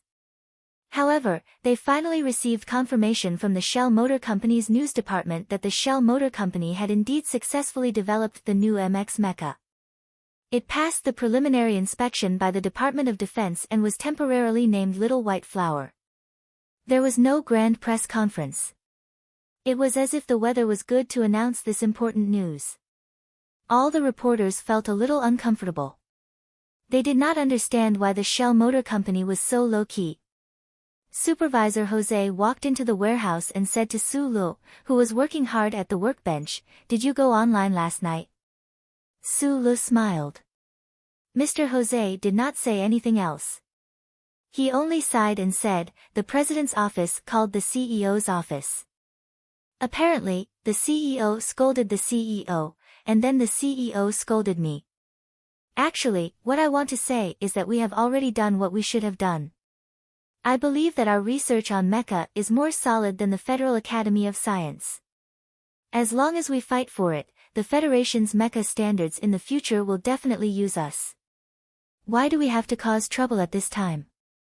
The Purple Sea from the Academy of Science should have a higher output than us," Shang Qiu replied. "But this is not the main point. I have always had my doubts about its stability." After saying this, Shang Qiu glanced at Su Lu. In fact, everyone present was well aware that the person who had sent out the message last night must be present. The Shell Motor Company had developed the MX a little later than the Academy of Science.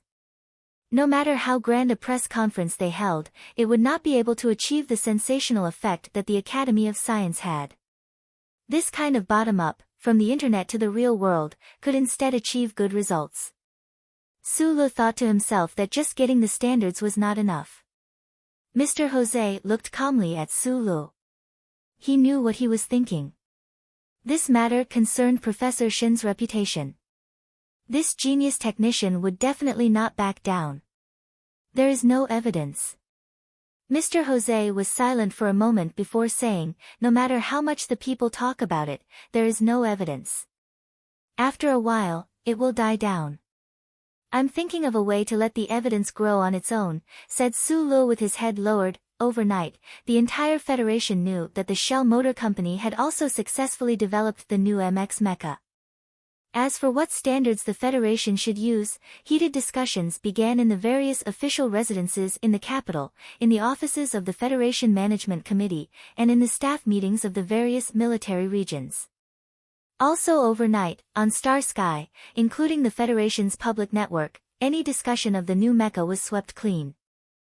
The Federation government, on the grounds of protecting the secret of the new mecha, was forgiven by the majority of the public. After all, this was not a discussion about which restaurant's food was better. But because of this, the accusations of plagiarism involving Dean Lin Yuanhu were also strictly controlled under this reason. After a burst of autumn rain and a burst of cold, a black car slowly stopped in front of the hotel beside the Charter Square in the capital's special district. After Li Xiuzhu got off the car, he raised the collar of his windbreaker, covering his handsome and calm face, and walked into the hotel. Using the special VIP elevator to reach the top floor, he pushed open the heavy door. Secretary Luo stood up to welcome him. Li Xiuzhu ignored him and hung his windbreaker on a hanger. He smiled slightly and said, "Are you confident tomorrow? We have already obtained the technical specifications of the Shell Motor Company. They are completely at a disadvantage. There will be no problems in tomorrow's meeting," said Secretary Luo softly. "Dean Lin will come after the meeting. Is the dean in a good mood?" Li Xiuzhu tried his best to keep his smile from showing any hint of schadenfreude. He walked to the window and looked at the brightly colored presidential residence in the distance. As long as the standards of the Academy of Sciences were used in tomorrow's meeting, what would those discussions count for?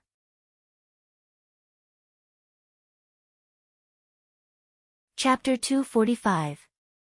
That night, Li Xiuzhu invited Dean Lin for dinner. At the table, the two of them talked about the recent battle of mecha standards in the Federation.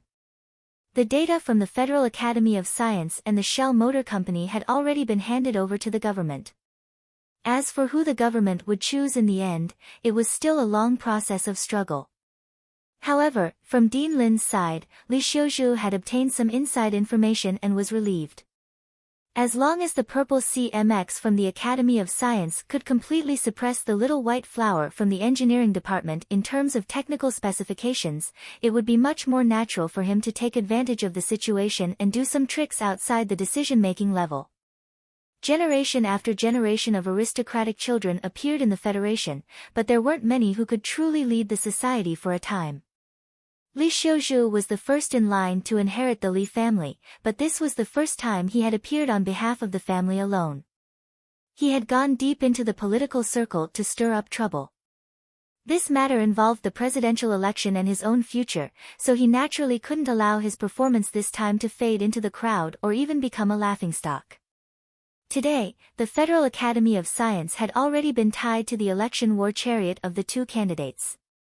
Even if Li Xiuzhu had too many opinions about Lin Yuanhu, it wasn't convenient for him to show them now.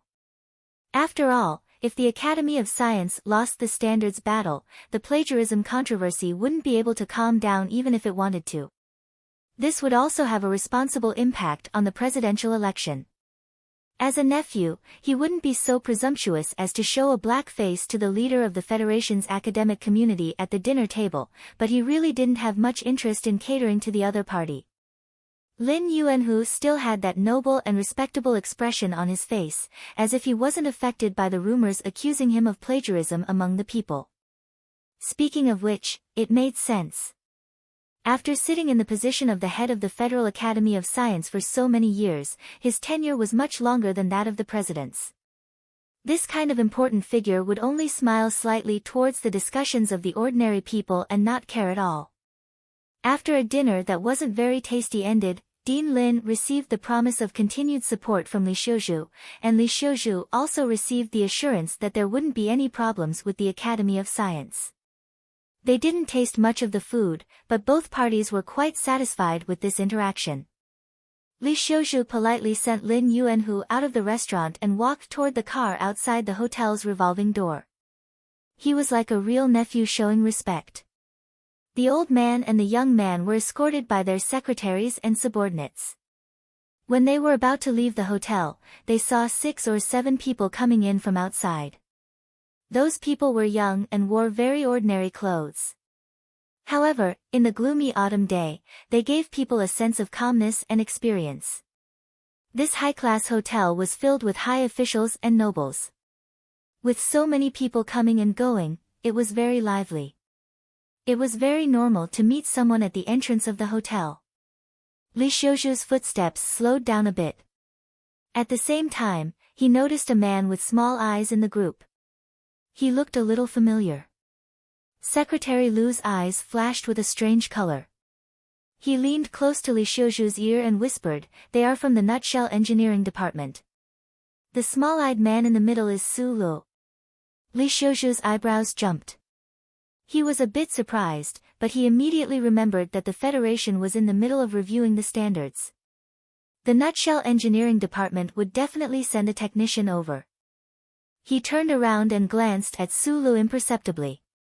He also noticed a woman with an impressive figure and a pair of glasses beside Su Lu. He smiled and said softly, "The people from the Nutshell Engineering Department this time seem to be quite young." "Shang Qiu, the key person in the twin-engine technology," Secretary Lu said softly. Li Xiuzhu's eyes were filled with surprise. He was just admiring the female engineer's temperament and impressive curves. He didn't expect this woman to be such an important person. "Say hello to your father for me." Lin Yuanhu walked to the side of the car and said lightly, "At the same time, tell Senator Macklin that the small fries in the Federation are nothing to be afraid of. Just like the hills under the moon, why should we be afraid of the wind coming from all directions?" Li Xiuzhu smiled slightly and replied softly. However, he didn't tell the other that the brat that the Federal Academy of Science hated the most was right behind them right now. He lowered his body and held the old man's hand with both hands. He was extremely respectful and kind. It was impossible to see the disgust he had for the old man in his heart. Bai Yulan went to handle the confirmation procedures for the room. Su Lu sat on the sofa in the lobby. His eyes were misty as he looked at the crowd beside the car outside the hotel. He narrowed his eyes. The old man beside the car seemed to be an extraordinary person. But who was the man who had sent him off? He was so beautiful that he could compete with Shi Qinghai. Shang Qiu sat beside him. She took off the strapless black slippers on her feet and casually stepped on her bare feet. She hugged her knees and looked especially cute. These past few days, the technicians from the Nutshell Engineering Department had participated in 4 seminars on mecha standards in accordance with the government's requirements. They had been running around the special administrative region of the capital city and were really tired. She followed Su Li's gaze and looked over. She smiled slightly and said, "Do you know that important person?" Su Lu shook his head. "Director Lin Yuanhu." Shang Qiu's smile had a trace of playfulness. She pressed her face against her knees and yawned. "The person you can't forget. I didn't expect you to not know him at all." That old man was the leader of the Federation's academic community. Su Lu narrowed his eyes. He had seen enough important people in his life, but Lin Yuanhu was the first person he had to defeat. So, at this time, his feelings were inevitably complicated. Since the old man was Lin Yuanhu, then the identity of the handsome young man who had sent the old man out of the hotel was naturally obvious. Other than the young master of the Li family, who else could be so devilishly beautiful and yet so calm? He turned his head and looked at the sleepy Shang Qiu. He couldn't help but shake his head. In the lobby of a high-class hotel, she could still be so relaxed and carefree. If the company had not reserved a room in advance, this hotel might have kicked them all out. A pair of small, white feet stepped on the edge of the sofa, a piece of leaf stuck to the heels. Su Li's gaze flickered, and he saw that face without any makeup but still clean and pretty. Also, because of her current posture, the curve of her chest was stubbornly bouncing up and down under the pressure. He had to admit that Shang Qiu did have the ability to charm people. It was just that her brain was already good enough, there was really no need to show off anything. The Nutshell Company was one of the leading corporations in the Federation. This time, when it came to the competition for the new mecha standards, the company naturally would not be stingy in terms of funding. They had directly booked the entire 24 floors of this high-class hotel that the politicians and wealthy businessmen of the Federation loved. The technical team took up 6 of the rooms, and the remaining rooms were handed over to the security team sent by the Whitewater Company. The remaining few rooms were left for Major Lan Xiaolong and his soldiers. Although it was said that the upper management of the Nutshell Company had some objections to the Ministry of Defense sending personnel to protect their own employees, when they thought of what the independent director had done that rainy night, the company's upper management could only remain silent. After that independent technical director had left Hong Kong that night, he had been staying in the hospital. The board of directors of the Nutshell Company had already passed the resolution to remove him from his position as a director. They were just waiting for the shareholders' meeting to officially pass the resolution, and then report it to the management committee of the Federation. Su Lu didn't care about that director's future. He stood by the window, looking at the square below the 24 floors, and the presidential residence further away, surrounded by green buildings. For the safety of the presidential residence, the height of the buildings in this area of the Capital Special District was strictly controlled. It was said that this high-class hotel named Green Sun was the tallest building in the district. The competition for the new mecha standards of the Federation would come to a conclusion tomorrow at the presidential residence.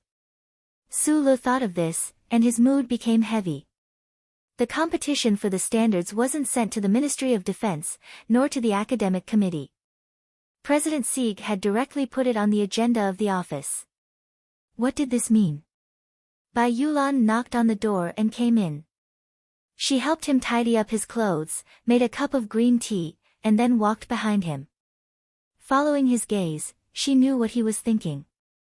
She said softly, "The Academy of Sciences seems to be very confident in the past few meetings."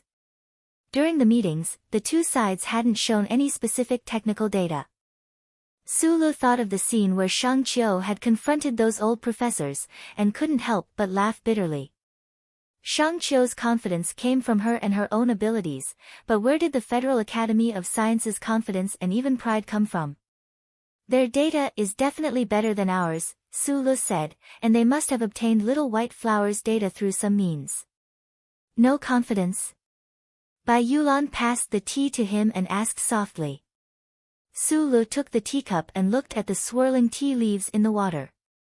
After a moment of silence, he said, "I only hope that the company's influence is big enough for Mr. President to give both sides a fair chance to compete." What would be a fair chance to compete? Of course, it would be a mecha battle. Su Lu lowered his head and took a sip of the tea, savoring the fragrance in the slightly hot tea. He turned to look at Bai Yulan and smiled. "MX is a new thing. I believe that no one in the Federation is more familiar with its controls than you. Do you have confidence?" Bai Yulan lowered her head and was silent for a long time. She would only express her confidence when she considered all the factors involved. From the first MX test to this year when Su Lu brought her into the Nutshell Engineering Department, she had seen it all. She had even participated in it personally and provided a lot of experience for the technical staff. Su Lu wasn't wrong. No one in the entire Federation was more familiar with this new mecha than her. "I have confidence. Even if the ace of the military came, it would be the same," Bai Yulan answered with her eyes lowered. "The Purple Sea from the Academy of Science might have a higher output power than Little White Flower," Su Lu reminded her. "Although I don't know what you did in the past, I think that Purple Sea definitely has a fatal problem. Bai Yulan raised her head and looked at him calmly. As long as the pilot the Academy of Science is looking for is not madmanly, then it's fine. Su Lu nodded. He had also considered the issue of test pilots before. Madman Li's ability was indeed terrifying, but the Lis of Philadelphia had always been on good terms with the Tai family. At such a crucial time, Madman Li couldn't be involved in this matter. Bai Yulan suddenly thought of something and frowned. The key is that the Academy of Science might not agree to the request for a mecha battle. They have the advantage in terms of data. If they only use a written evaluation, the Federation's new standards may very well be based on theirs. Why do they have to do this? This matter is not up to them. Su Lu picked up his teacup and took another sip. He thought to himself that Secretary Shin's side had probably already made their move.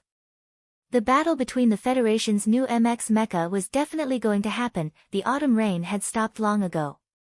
Only a thin layer of fog hung over the streets of the Special Capital District.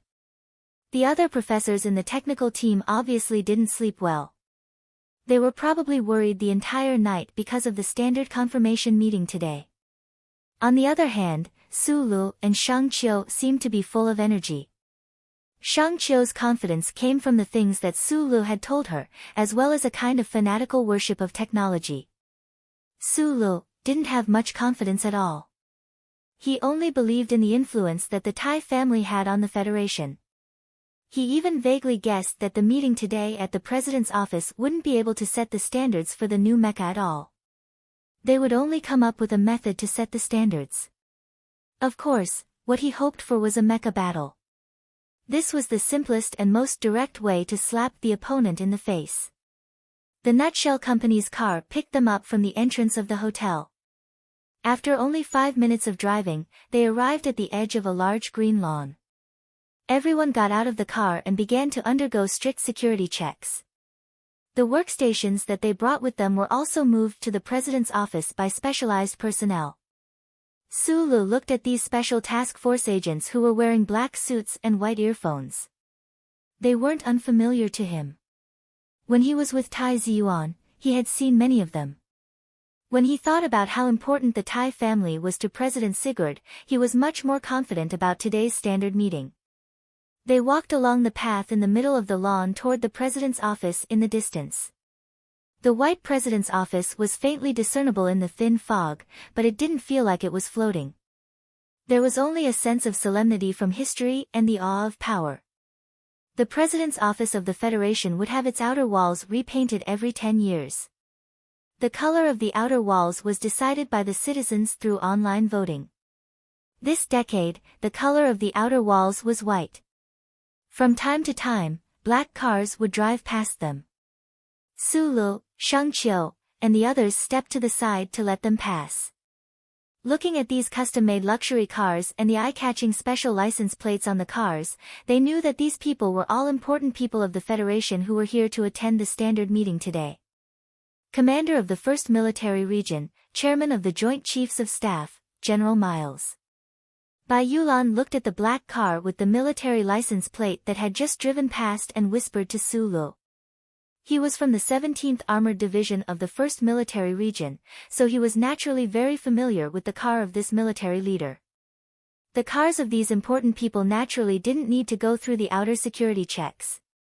Su Lu narrowed his eyes and looked at the cars that disappeared into the fog. He knew that the National Security Advisor, the leaders of several major military regions, and many other important people were here. At this moment, his previous confidence was suddenly shaken. If these important people of the Federation were all inclined to adopt the standards of the Federal Academy of Science, would President Sigurd still care too much about Lady Tai's influence and the wishes of the Nutshell Company? He stopped thinking about these things and just looked at the cars that slowly drove past. As he looked at the president's office that was getting closer and closer, he felt some other emotions. This was the core of the Federation's power. These people were the embodiment of the will of tens of billions of citizens of the Federation.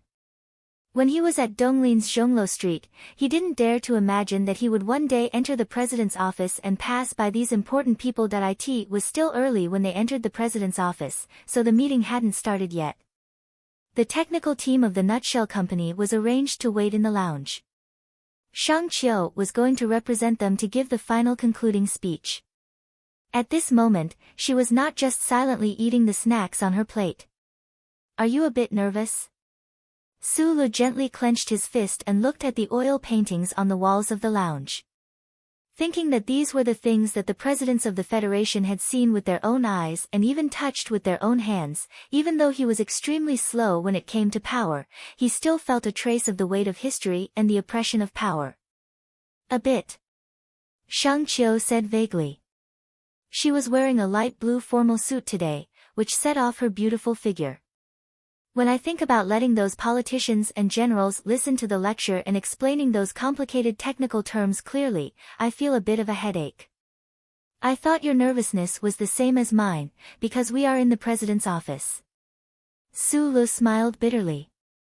"I came here once when I was in the 3rd grade.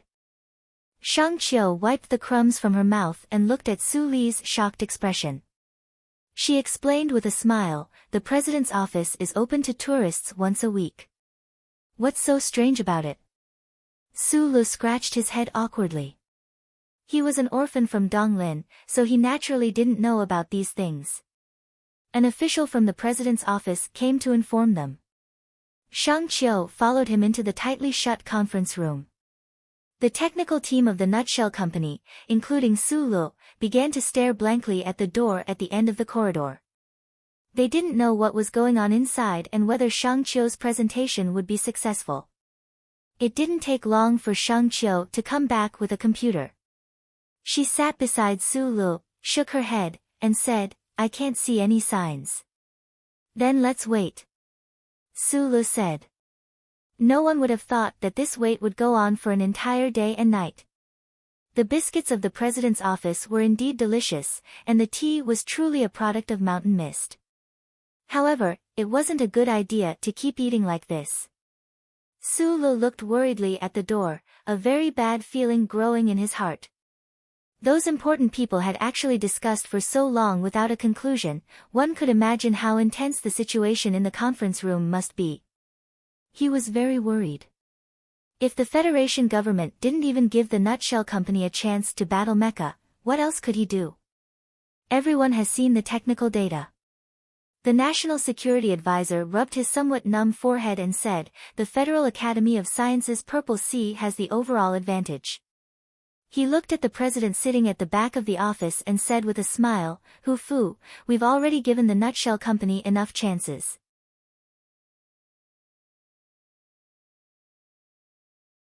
Chapter 246. It was already late into the night. The Special Task Force agents in the garden around the president's official residence scanned their surroundings vigilantly. They listened to the system commands coming from their earpieces and did not relax in the slightest. They knew very well that if the Empire's spies had the ability to infiltrate the Federation and launch an attack on the president's official residence tonight, the Federation would definitely suffer the heaviest blow in history. This was because most of the current cabinet and most of the key members of the federal military were at the scene of the meeting in the president's office. Of course, under the glory of the Charter, no Empire's spies had ever been able to penetrate deep into Planet S1. The Special Task Force agents' nervousness to a greater extent came from the weight of those important figures themselves. Mr. President Sieg, who only had 4 months left in his term, sat behind his desk and signed a document electronically. He then forwarded it to the office. Only then did he slowly raise his head and meet the National Security Advisor's gaze with a trace of sincerity, a trace of warning, and even a trace of pity. After a long silence, he said, "You guys discuss and come to a conclusion first." From 9:00 in the morning until midnight, the discussion in the president's official residence had not come to a conclusion, and there was no way to come to a conclusion. The new generation of mecha standards was indeed a big deal, but it was not enough for so many important figures to spend so much time on the approval of this standard. However, everyone in the official residence knew that the battle for Mecca standards also faintly involved the issue of the next president, so they had to be cautious. The National Security Advisor, the commanders of the 1st Military Region, and the 2nd Military Region had already expressed their opinions. Since the Federal Academy of Sciences data was clearly superior to the Shell Motor Company's, the federal military should naturally adopt this set of standards. However, the president of the Shell Motor Company, who had been sitting in the corner all this time, refused to bow down and admit defeat under the support of the scientific advisor. In the end, the negotiations between the important political figures were not much different from a fight between children. With such a huge interest involved, no one would easily give in. During these dozens of hours of intermittent discussion, only Commander Zhong of the 4th Military Region of the West Woods, who was remotely connected, and the commander of the 3rd Military Region, who was sandwiched in the middle, had remained silent. President Sigurd glanced at the faces in the room, each with a different expression and different thoughts. He had a very different thought than usual. His term was coming to an end, and the members of the cabinet would naturally not discuss things as they used to. He knew very well that many people, including the National Security Advisor, were already considering their interests after the next president took office. It was just like the dramas that described the dynasty era. The officials could surrender and have other intentions, but the emperor could not do so. President Sigurd knew very well that he was not the emperor, but he did not need to be like these people and consider too many benefits. Even if he did help one side, could he still be the next president? In a few more months' time, he would only be an ex-president, and the treatment and respect he deserved would not be reduced in the slightest. It was precisely because of this reason that he had not made a final decision regarding the Mecca standards this time around. Even though the Academy of Sciences Mecca standards had already received the support of the majority of the military, and the Shell Motor Company's efforts could be wasted at any moment, President Sieg remained silent. The two major factions in the Federation government had already shed all pretense of cordiality at this moment, and the side that supported the Federal Academy of Science had already gained an overwhelming advantage. The National Security Advisor narrowed his eyes and looked at President Sigurd, thinking to himself, "You are just a pile of mud that you helped into office. Who would allow you to play these kinds of tricks at this time?" This teacher and close friend of Mr. President was just about to use words to force President Sigurd to make a decision when a notification sounded in the office's communication system. Space Fleet connecting. Hearing this, everyone in the President's office perked up. Even Commander Zhong, who had been dozing off on the screen, slowly raised his head. In this kind of situation, if that 3-star female general of the Space Fleet expressed some kind of opinion, it would be decisive. After filtering the image for a while, the face of a female general appeared on the screen hanging in the President's office. This female general was around 45 years old. Her facial features were cold, and the lines of her face were as sharp as a knife. Looking at her made people feel as if they were stabbed in the heart by an ice knife. Hong Yuliang, the only 3-star female general of the Federation. She led the 3 major fleets of the Federation and walked in the universe. She fought at the edge of the interstellar system, and her achievements were outstanding. It had been 4 years since she had landed on the surface of a planet. She was like a meteorite in the universe, full of sharp edges and cold. What are your thoughts? President Sigurd recounted the previous discussion and the dispute between the two sides and asked the female general on the screen. "Mr. President, I have already looked at the technical data of both sides. I think that the Federal Academy of Science has the advantage." The female general on the screen looked at everyone coldly and said, "The threat of the Empire is right in front of you, and you people still have so much interest in scheming against each other. Don't you know the meaning of shame?" Everyone in the President's office was a big shot. Although General Hong Yuliang had a lot of experience and great achievements, any one of them would be able to suppress her. However, she just had to say it so bluntly, directly piercing through the masks on everyone's faces. Everyone in the office smiled helplessly, but they didn't have any strong reactions. They were all very clear about this female general's temper. No one could do anything to her. "Mr. President, time is of the essence. I support the standards of the Academy of Science, said Hung Yuliang. Actually, that's what I mean. The chairman of the Joint Chiefs of Staff, who was also the commander of the 1st Military Region, sighed tiredly and said, the Empire is already ready to make a move. The people don't know, but we know. We can't waste any more time on these things. After the words of the two big shots in the military came out, the expression on the face of the president of the Shell Motor Company became a bit ugly. He looked at the president's scientific advisor, and they both knew that they might lose without a fight today. Although President Sigurd's attitude was still unclear, most of the generals in the military had already expressed their attitudes. In this kind of situation, the president also had to respect the other party. The vice president who represented the Academy of Science stood up with a smile and said to the general in the office and the two generals on the screen, the results of the conference have already proven that the purple seed developed by the Academy of Science has completely suppressed the design of the Shell Motor Company in all aspects. I can guarantee to the Federation that the new mecha from the Academy of Science will definitely be able to help the Federal Army achieve unprecedented success in the war with the Empire. Just as he finished speaking, the heavy wooden door of the president's office was pushed open.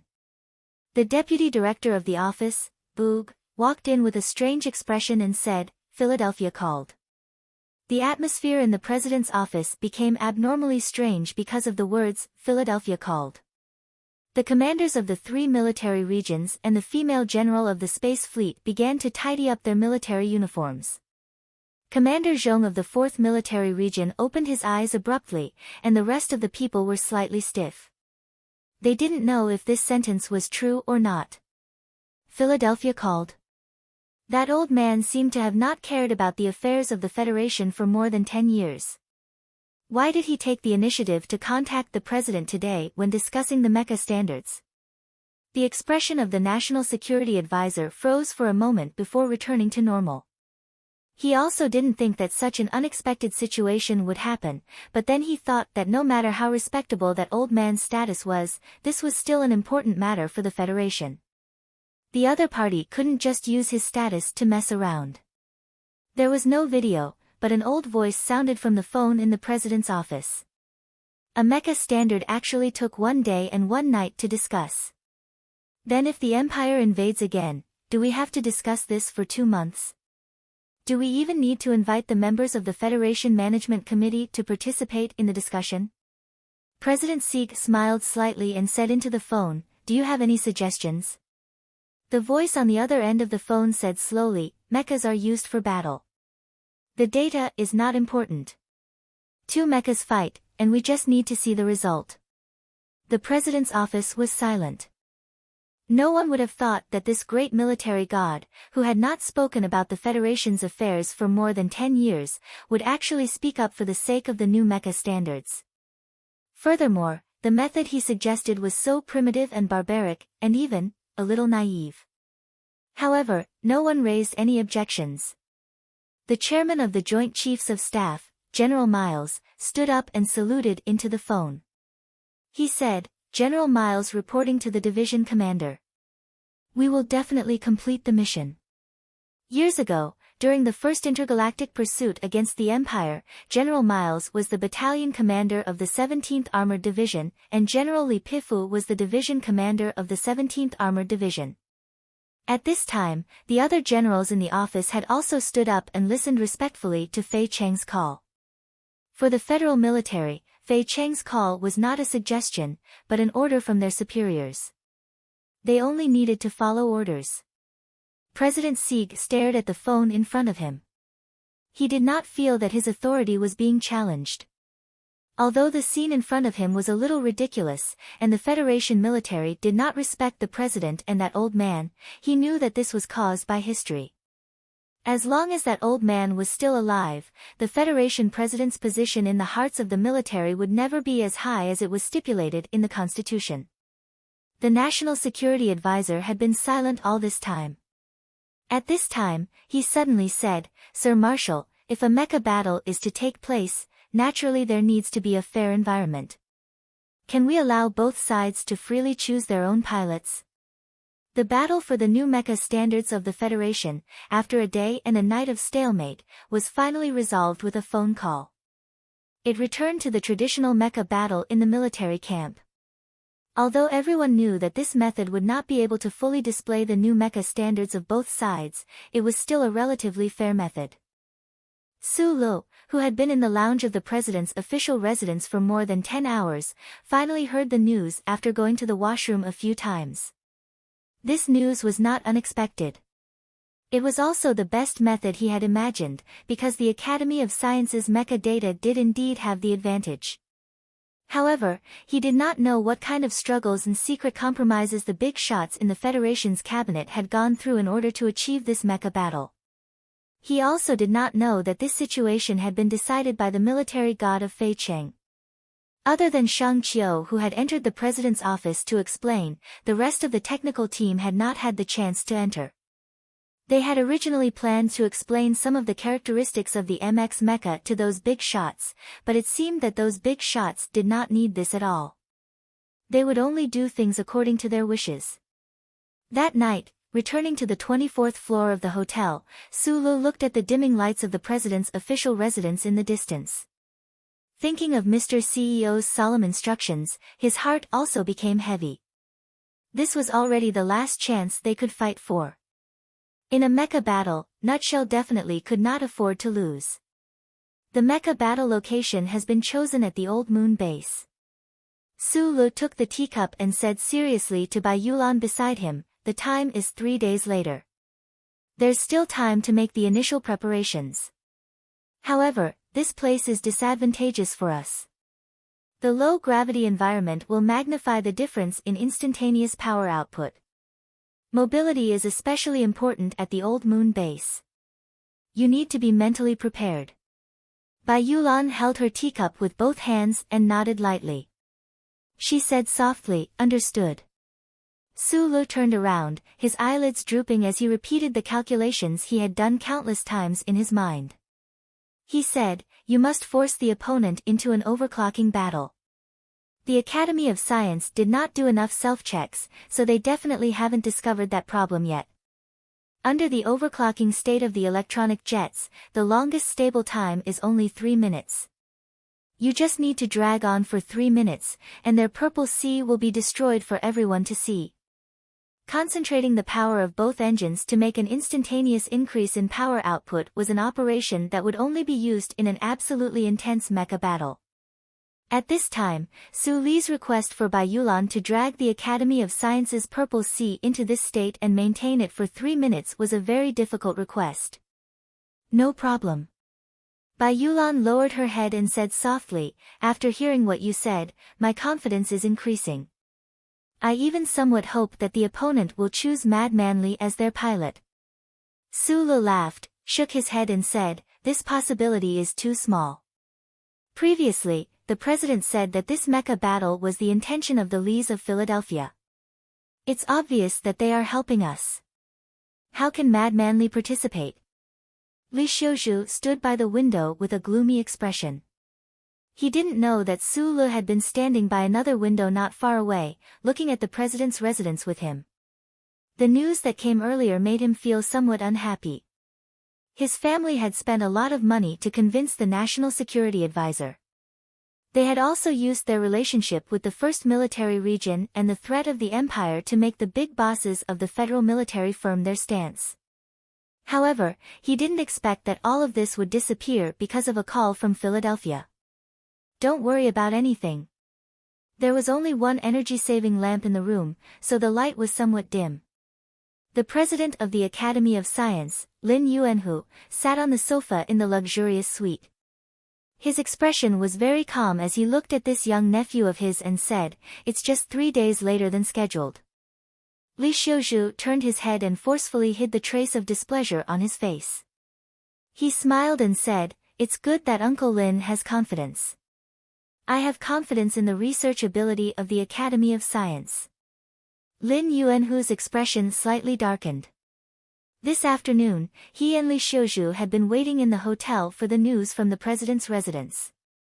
Because of the press conference that the Federal Academy of Science held without authorization, this old man knew that President Sieg had a lot of opinions about him. Even the big bosses of the military had secretly scolded him. It was all thanks to the Li family's help that the anger was quelled. Since this was the case, it was naturally inconvenient for him to go to the president's office. Therefore, he only sent a deputy president as his representative. However, he didn't expect that after waiting for more than 10 hours, he would end up with such an awkward result. A trace of displeasure and vigilance appeared in the heart of this leader of the Federation's academic community. You rest first. I still have to arrange some things.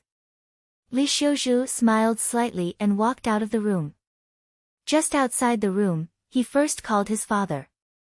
The head of the Li family naturally already knew about the decision of the president's residence, but he needed to know if there were any follow-up arrangements from his father's side. The head of the Li family's calm voice came from the other end of the phone. There's nothing for you to do now. The National Security Advisor will take care of it. Yes, father. In the afternoon of the second day, Major Li Feng, who had been on his shift from the front lines and had stayed in the capital ring for almost half a year, walked out of the Army General Hospital with a dark expression. Zhou Yu had already been discharged from the hospital, but no one had informed him. Although with his background, even if he rushed into the West Mountain compound, no one would dare to stop him, but after all, he still had to think about the honor of his family. Thinking about the phone call he had received from the Ministry of Defense, Li Feng's expression became even darker. They actually wanted him to go to the Old Moon base to participate in some kind of mecha battle. Or was it on behalf of those old scumbags from the Academy of Science? Now, he was very clear that Su Le had participated in the MX of the Nutshell Mobile. Once he thought of the possibility of smashing that brat's hard work into pieces, he had a kind of desire and excitement. However, Madman Li was not a real lunatic after all. He knew very well that there were many things hidden behind this phone call. Father, what's going on? Li Feng asked the middle-aged general on the other end of the phone. I remember you said last time that the MX of the Nutshell Mobile seems to have some connection with the madam's side. The National Security Advisor mentioned this matter to your grandfather. After all, you are a soldier, so naturally, you have to obey military orders. It's not good for the family to say anything. Li Feng seemed to have understood something. He suddenly had the urge to beat the white-haired National Security Advisor to death. But in the blink of an eye, he felt a trace of excitement. It was always good to be able to participate in this matter. After a moment of silence on the other end of the phone, his father said, Our Li family has a personal relationship with the Federation, but there are no factions. We are only loyal to, and can only be loyal to, the Federation. The MX Mecha is involved in the great matter of resisting the invasion of the Empire. Do your best and choose the best one. This is what your grandfather told you.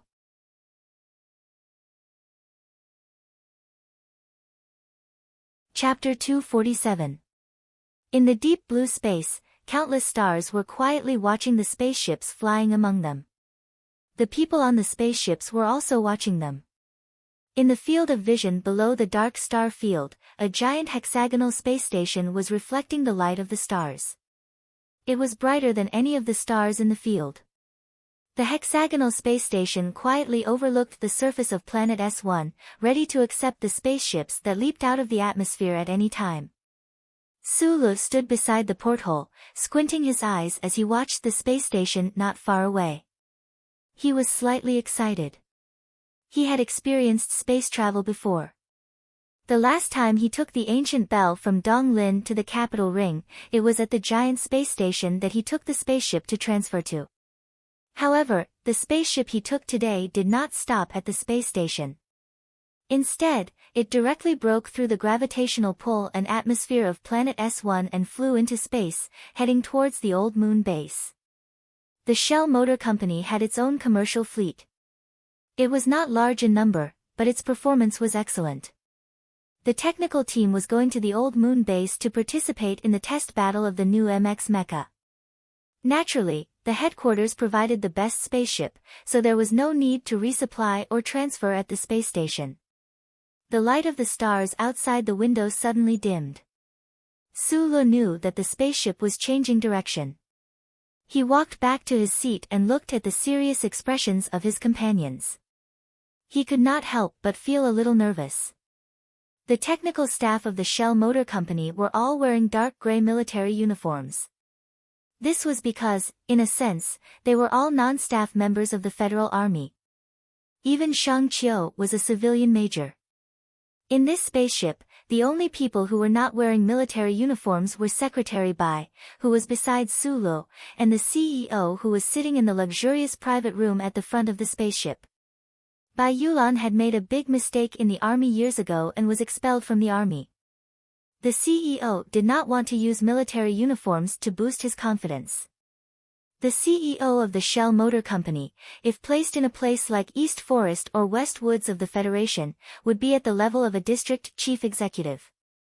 A few days ago, the attitude of the Shell Motor Company during the internal struggle of the Federation was clearly not in line with the status of this giant company in the Federation. Su-lu thought of the CEO who was in his 40s and had some doubts in his heart. The CEO of the Shell Motor Company had not shown much in the past few days. The main reason was that the management committee of the Federation had appointed him as the CEO of the Shell Motor Company less than a year ago. Coincidentally, when he took over, many problems within the company. After the failure of the experiment last autumn, the Federal Academy of Science shamelessly and overbearingly joined in with the excuse of participating in the design of the dual-engine technology. This was an official decision made by the Federation's academic committee, so the Shell Motor Company could not use this to accuse the other party. However, right after that, the Academy of Science had stolen the data from Shen Yulin's laboratory. That independent director of the Shell Motor Company had also encountered some problems. All these troubles had gathered together, making this newly appointed CEO angry but also somewhat anxious. If the internal strife within the Shell Motor Company's board was like the internal strife within the Federation and had not been completely settled, the CEO could not spend all his time on these political squabbles. He knew better than anyone the importance of the MX Mecha to the Federation and to the company. Thus, he personally led the technical team and boarded this spaceship headed for the old moon. The flight through space was truly rather tedious. Those provocatively dressed dancers on the screen did not attract too much attention. Everyone in the technical team was deep in thought about the mecha battle that would begin the day after tomorrow, analyzing the technical aspects that they were responsible for to ensure that there would not be any loopholes. Shang Qiu had not come with the technical team. The mecha battle testing, data analysis, and evaluation work at the old moon base would be carried out in the control hall on the ground. She still had very important work to do, so she had stayed behind. Su-lu looked at Bai Yulan beside him, who had her head lowered the entire time.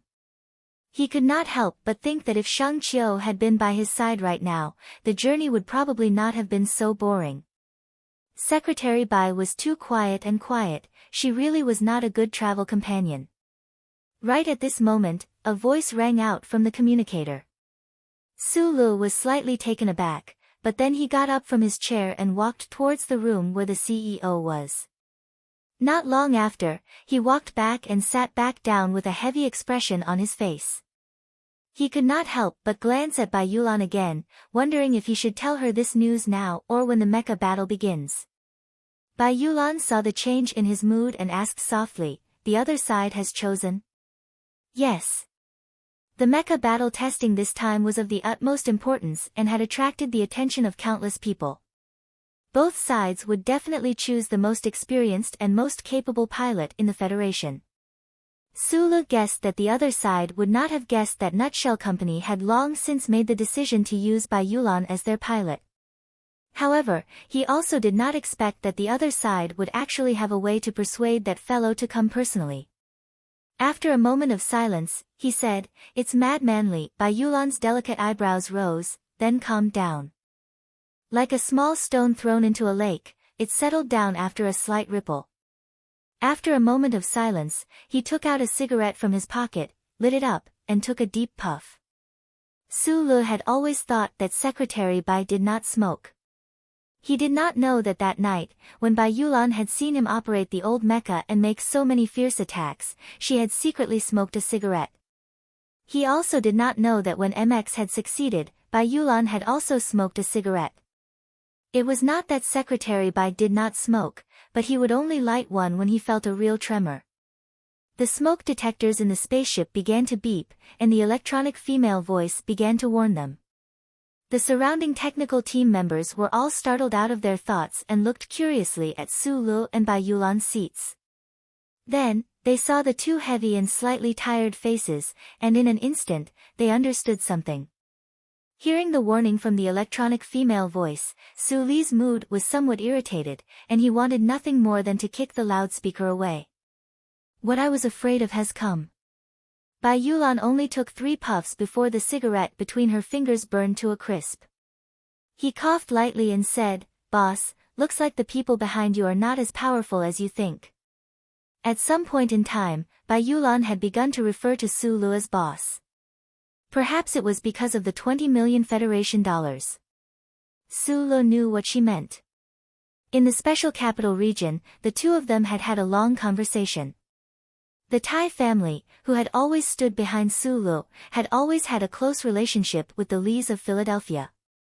Why did that lunatic from the Lee family want to interfere in this mecha battle this time? Mr. CEO had also just received the news. Su Lu was currently in the spaceship. Even though he had hundreds of questions in his heart, he could not make a phone call to clear them all up, so he could only remain silent. Secretary Bai lowered his eyes slightly, and his fingers slowly pinched the remaining half of the cigarette. Thinking of the insufferably arrogant opponent in 2 days, he also fell silent. Just as the two of them were silent, a barren planet appeared in front of the spaceship.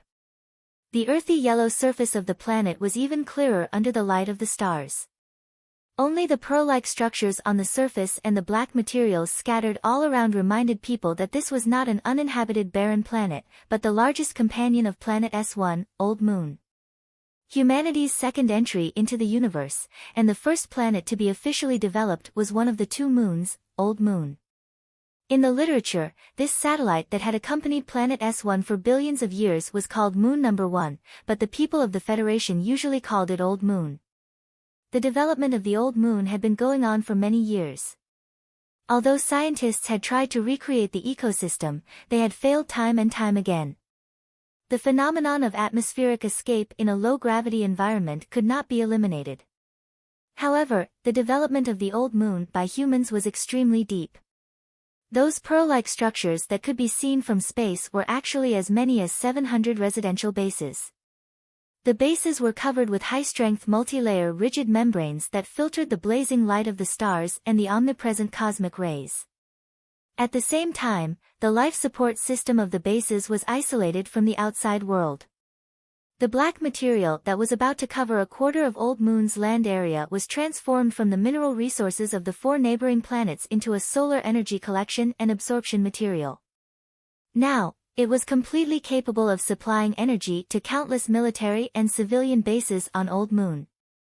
The ubiquitous black was one of the 5 largest planetary transformation activities in the history of the Federation. It cost a lot of money and time, and it was one of the greatest glories of humanity. Under the pen of a poet, they would often describe how the giant pen of humanity painted a barren planet in the sky with a layer of unnatural color. It was naturally earth-shattering to be able to change the world. Of the 700 bases on Old Moon, the largest was naturally the Federal Military's main assembly base and the Shell Motor Company's spaceship manufacturing factory. It was said that in the military control zone on the dark side of the moon, there was a super-large base that was specifically responsible for supplying the 3 major fleets of the Federation. However, the ordinary people of the Federation would never be able to see its true appearance. Under the guidance of the Flight Control Center on Old Moon's surface, a pale white commercial spaceship drew a nearly straight arc as it headed towards the predetermined landing site.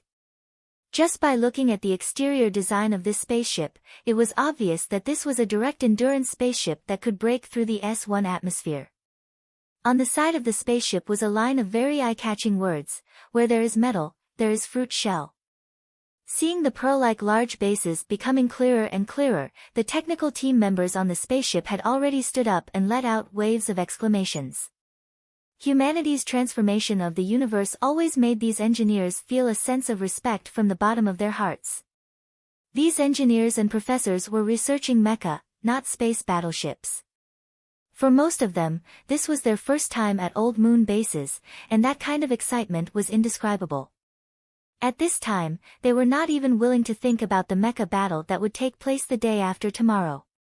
The boundless Black Sea that stretched out like the grasslands of the Eastwood region was indeed an extremely magnificent sight.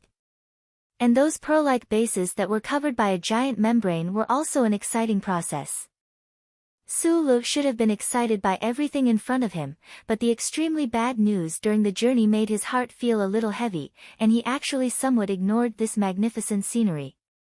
The Shell Motor Company's exclusive spaceship did not land at its own base, but instead flew directly to the Ministry of Defense's Space Assembly Base.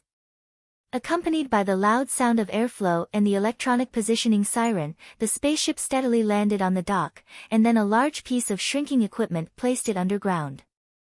The alarm was lifted, and the technical team disembarked from the spaceship. They sat on the self-propelled electric scooter below the spaceship and followed the 10-kilometer-long underground tunnel towards the dark and quiet front. Mr. CEO had a special car to pick him up and had already left.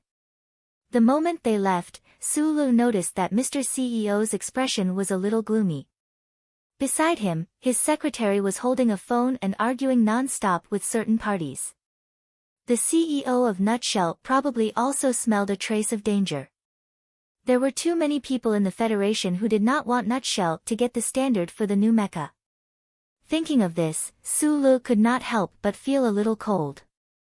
Even if the Iron Schemer was one of the 7 great families in the Federation, how could they have such a huge influence? He looked at his phone and confirmed that there was signal in the underground tunnel, so he directly called Secretary Shen.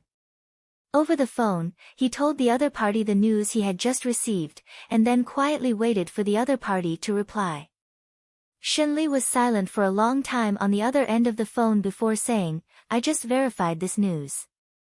According to the intelligence report, it should be that Senator Macklin who gave the idea to the National Security Advisor. As for the Philadelphia side, I don't have that kind of influence." "What about the madam?" Sulu continued to ask.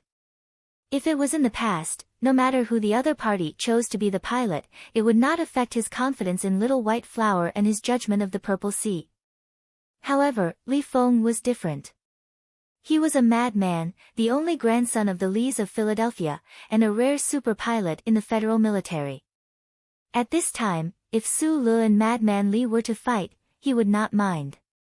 However, as Bai Yulan had said before, when it came to mecha piloting, Madman Li's ability was too terrifying.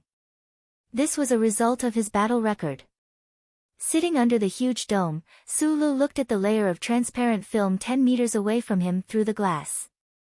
He was curious about the material of the film and the operating principle of the gravity replenishment device in the base. Only when he was in space could he truly feel the extent to which the technological civilization of the Federation had developed over the past tens of thousands of years. Even though he was known as a genius in mechanical engineering, it was impossible for him to completely understand the intricate technological fields. After a few calls, there was no good news. Mr. CEO's secretary had called earlier and helplessly said that the company's negotiations with the Federation government had all failed.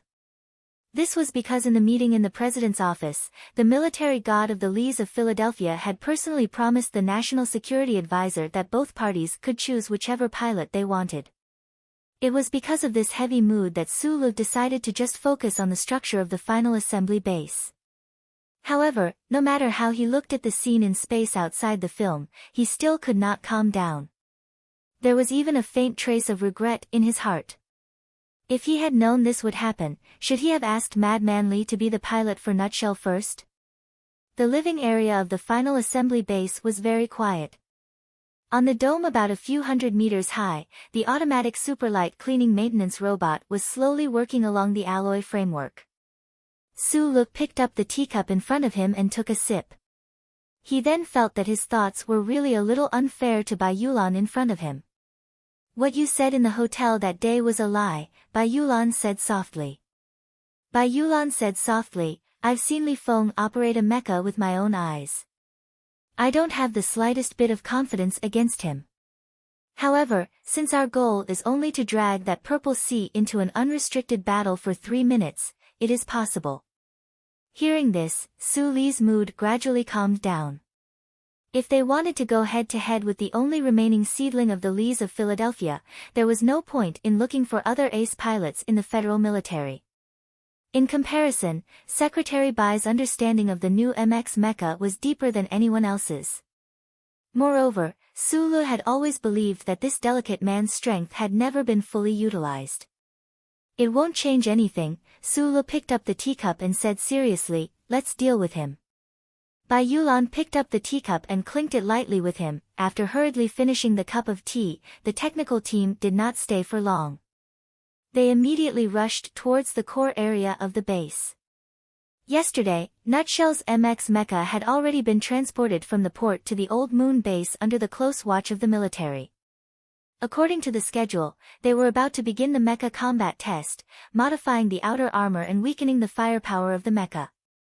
The technical team members of Nutshell's engineering department naturally had to watch with their own eyes. Otherwise, who knew what those mechanics from the Ministry of National Defense would do to their precious mecha? The members of the technical team went through the chip scan one by one and obtained temporary access to the Old Moon base. They walked towards the underground warehouse. They saw the mecha in the center of the warehouse in the distance and began to get excited. Although it had only been 7 days since they last saw each other, to these people, it felt like a long time. Su Li and Bai Yulan were still walking at the back. There was no problem with the chip scan. However, just as the two of them were about to enter the warehouse, a group of armed soldiers surrounded them.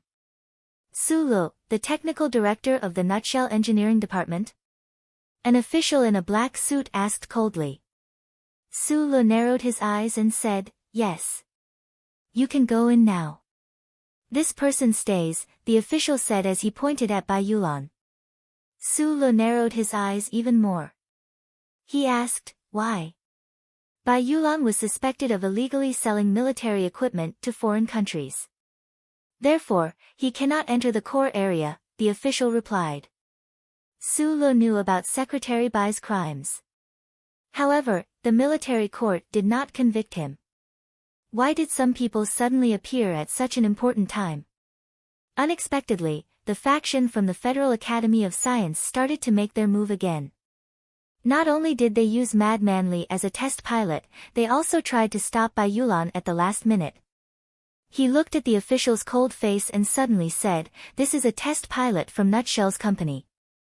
He cannot enter the core area. Then how will the mecha battle start? Can you bear this kind of responsibility? Not only can he not enter the core area, he will have to follow me immediately for further investigation. The official smiled and said, you don't have to scare me with the MX mecha battle. I am not a Federation official. Are you done yet? Are you done yet? Su Li could no longer suppress the anger in his heart. He stared into the official's eyes and said loudly, I don't care what kind of fucking official you are. If you dare to stop us, let's see how you will answer to the president.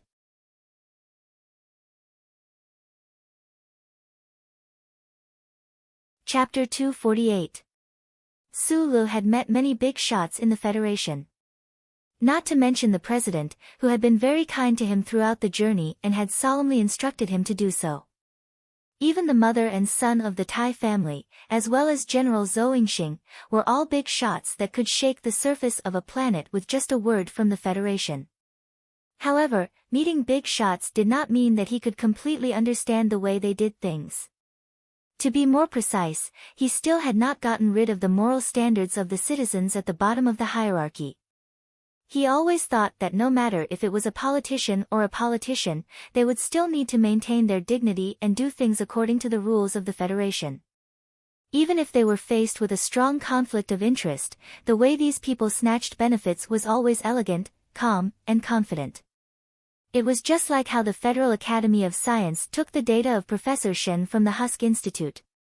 Everything was done so cleanly, and they looked down from above, swallowed mountains and rivers, and silently flowed like a clear spring, until today, when he first heard that Madman Li was selected to be the pilot, and then this guy who called himself an official of the Bureau of Proclamation led soldiers to stop by Yulan and was about to arrest her. Sulu finally understood that when the big shots in the upper echelons of the Federation had their fundamental interests infringed, they would not hesitate to show their greedy and cold appearance. As long as they had the slightest reason, they would use extreme methods and do things to the extreme. They would endlessly show the realm of shamelessness that they could reach. What does this have to do with the Bureau of Proclamation? If you want to go to military court, it's the Department of Defense's business. Because of this understanding, Sulu could no longer suppress the anger that he had been suppressing for a long time. He narrowed his eyes and looked at the official in front of him. His gaze was like a knife that could cut the indifferent face of the other party into countless mottled pieces at any moment. Correspondingly, he could no longer play the role of a silent, optimistic, and cheerful technician. Instead, he began to emit a lonely and ruthless aura from his bones. What does this have to do with the Bureau of Proclamation? The Bureau of Proclamation doesn't need to tell you. The official ignored his anger and replied with a smile. The Bureau of Proclamation was usually only responsible for coordinating with the work of the government. They rarely showed themselves directly. Today's trip to the Old Moon base was due to the persuasion of some powerful people within the Federation government. In fact, the Shell Motor Company had already entered the Old Moon base. At this time, only a transcendental existence like the Bureau of Proclamation would dare to challenge the rules of the entire Federation. They would not hesitate to destroy an important new mecha test battle just to arrest this pilot named by Yulan. This official was not worried about the Shell Motor Company's counterattack. The Bureau of Proclamation rarely took action, but once it did, no government would dare to go against it, let alone an enterprise. Under the glory of the First Charter, these officials seemed to be covered with a layer of inviolable brilliance. Sulu stood in front of Bai Yulan and unceremoniously slapped the gun barrel away. His strength was so great that even a casual slap caused the soldier's wrist to ache. The atmosphere in the room suddenly became tense. What are you looking at? Sulu narrowed his eyes and scanned the stiff attitude of the soldiers around him. He said in a low voice, "Shoot me if you dare." At this time, he naturally thought of that rainy night in the industrial park of Harbor City. However, at that time, he and Bai Yulan were facing the mercenaries of the Whitewater Company. Today, however, he was facing an official from the Bureau of Proclamation and the soldiers of the Federation. Over and over again, the schemes of the upper class of the Federation and the cold and unreasonable sledgehammers kept falling on his head. He was really tired of it.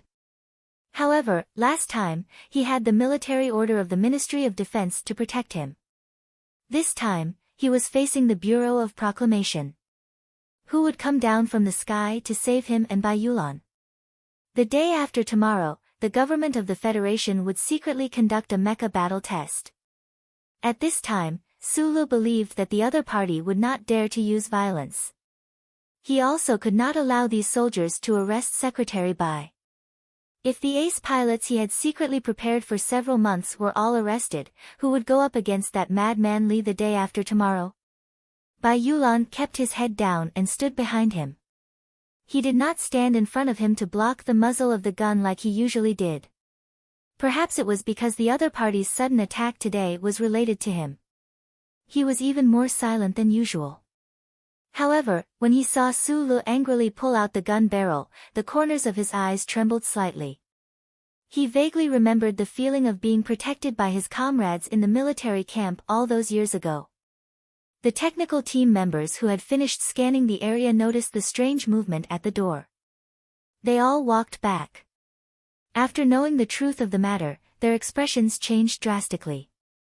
They threw away the elegant demeanor of a scholar and scolded the Bureau of Proclamation official and the soldiers. They also threatened to inform the Ministry of Defense immediately.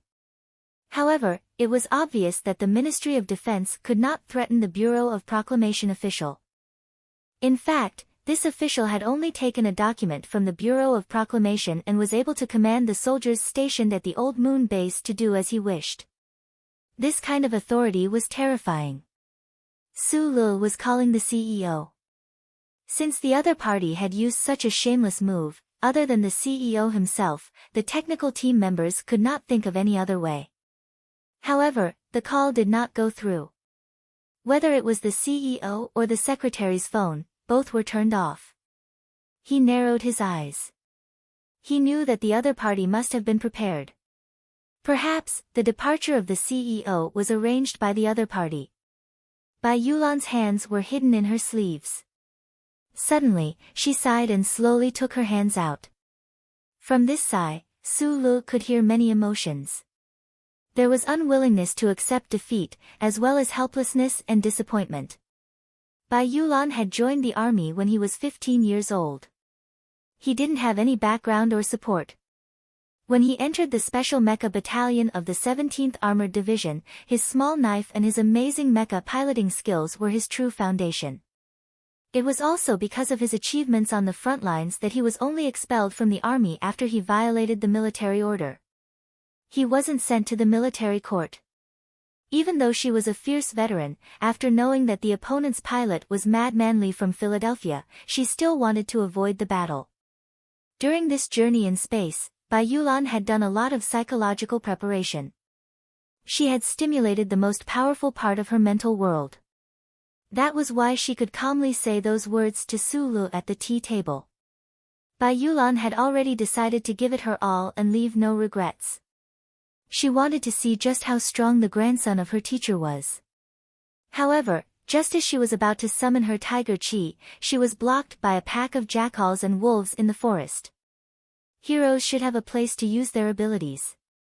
Those people wanted to shamelessly take away this opportunity from Bai Yulan when he was at his peak.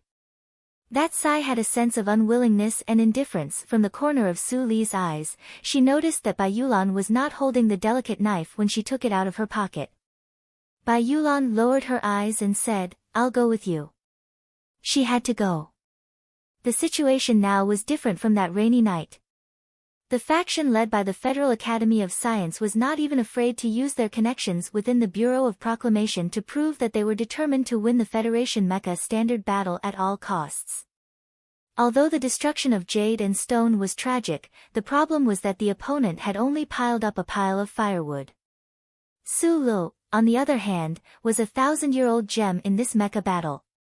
Bai Yulan could not just stand by and watch Su Lu fall into the opponent's trap because of his anger. "If you leave, what will we do?" scolded Su Lu angrily.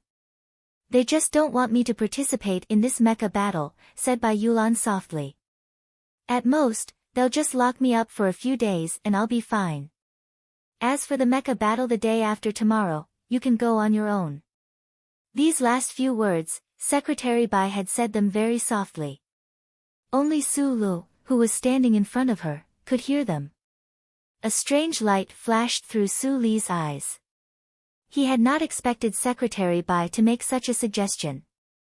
That said, Bai Yulan stretched out her hands.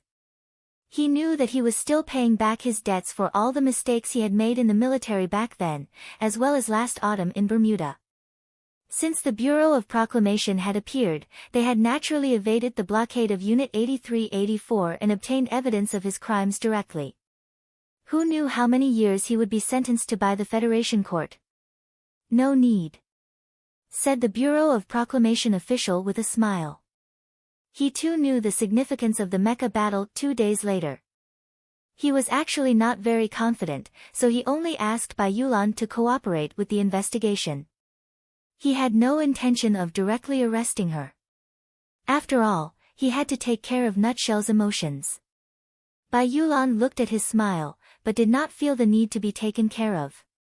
She smiled gently, and then silently kicked out with her leg, striking the official's lower abdomen. With a muffled thud, the Bureau of Proclamation official fell to the ground. His face was pale. He wanted to scream in pain, but the pain pierced deep into his lower abdomen, rendering him unable to speak. This kick had startled many people present. The soldiers immediately raised their guns. At this time, Bai Yulan lowered her head and said softly, "I've already stated that I won't resist arrest.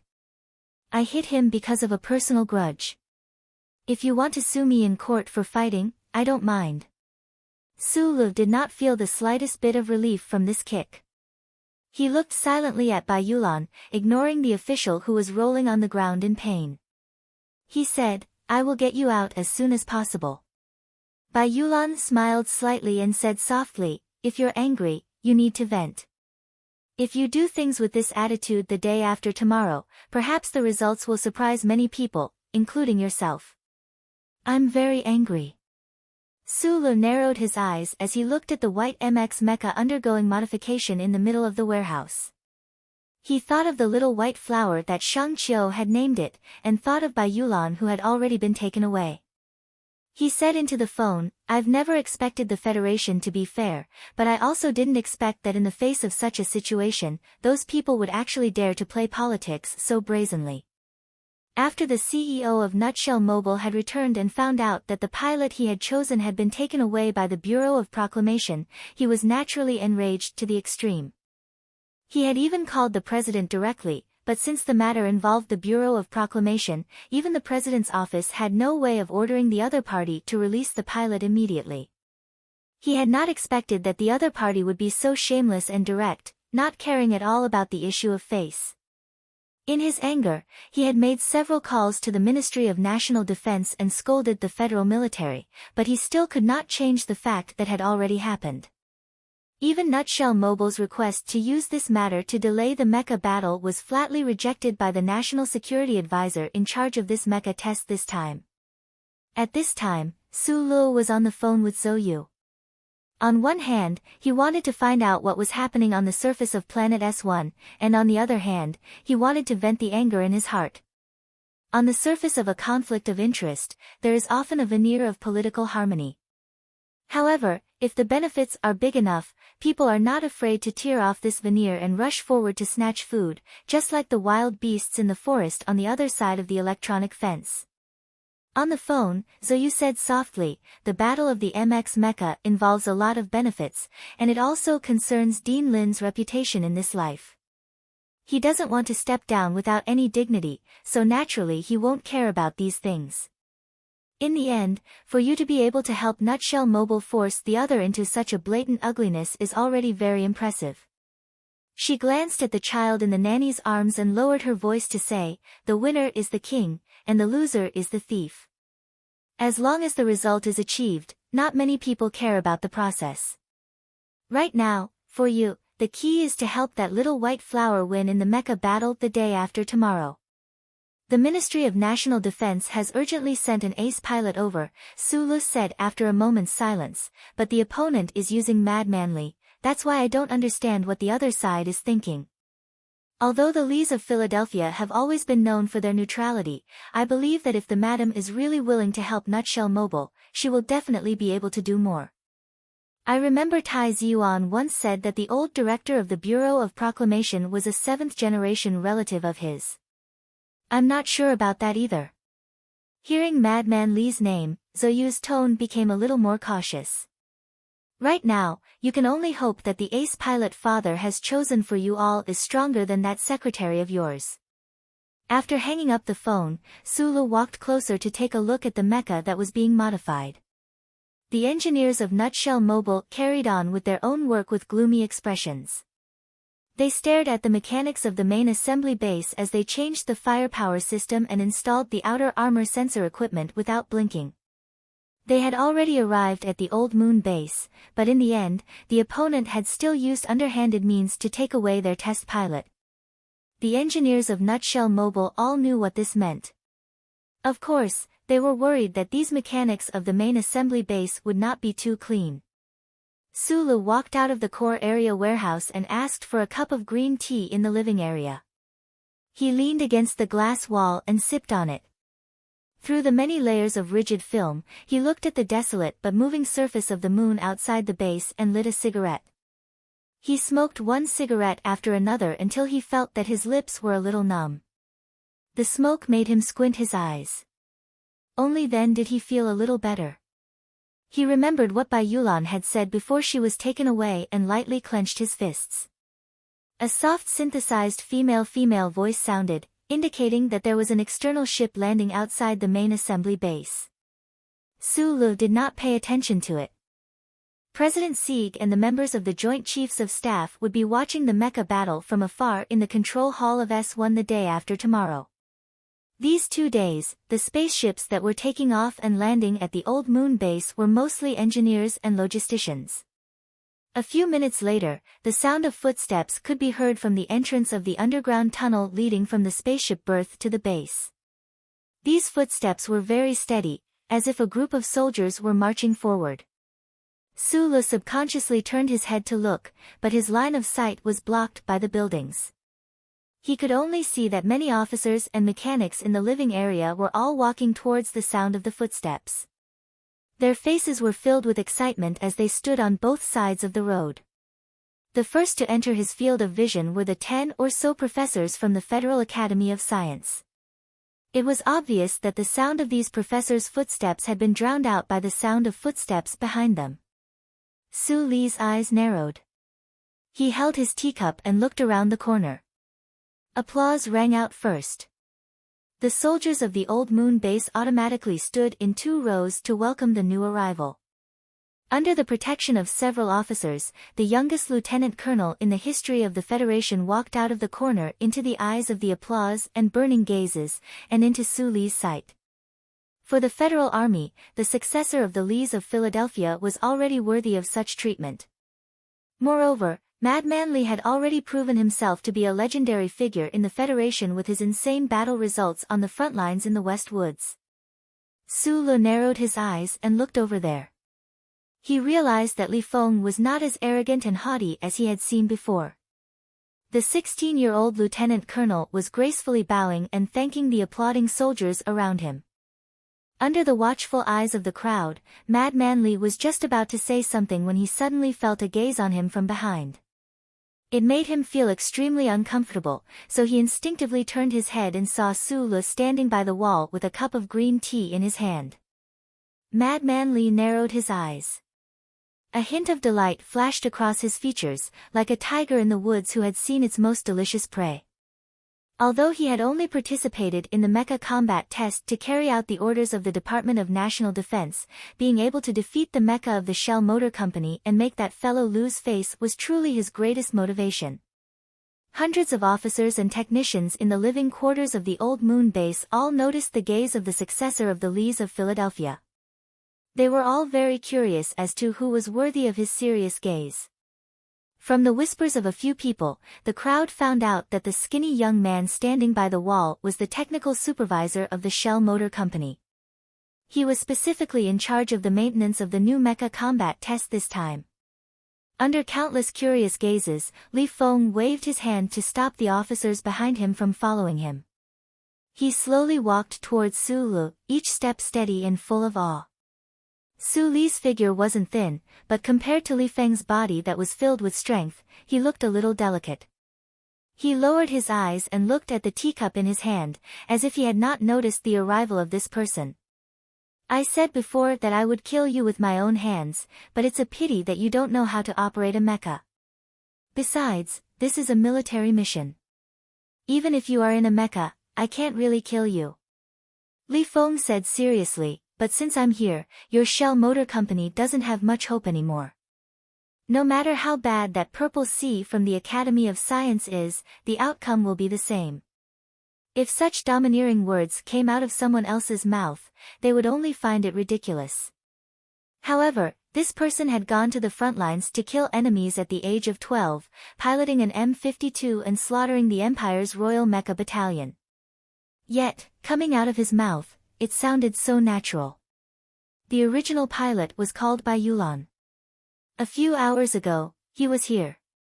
He promised me that he would take care of you. Su Lu lowered his head and said, unfortunately, those bastards you're fighting for have robbed him of the chance to take care of you.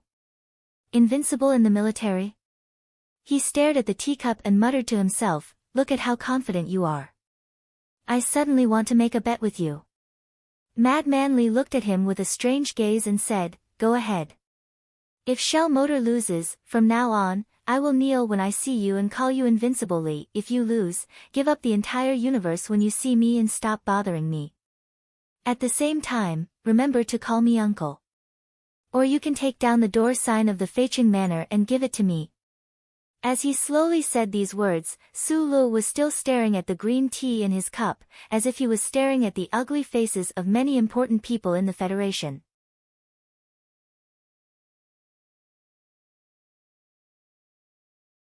Chapter 249.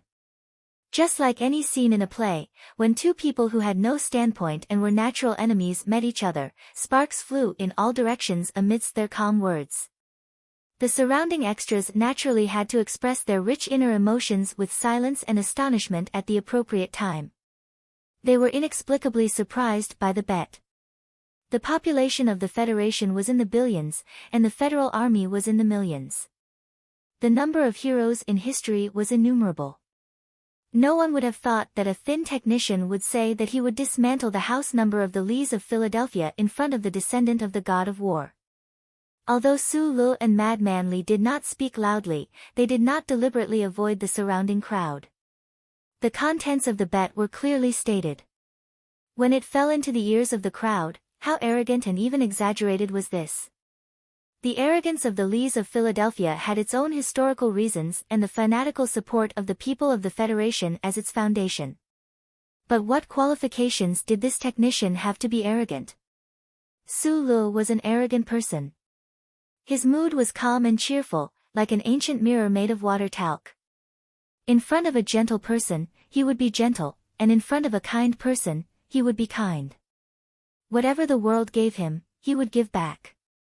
When he was young, he always thought that the world was beautiful, so what he showed was a happy smile with his white teeth exposed. Now that he realized that the world was not like that, his expression naturally became a little heavier.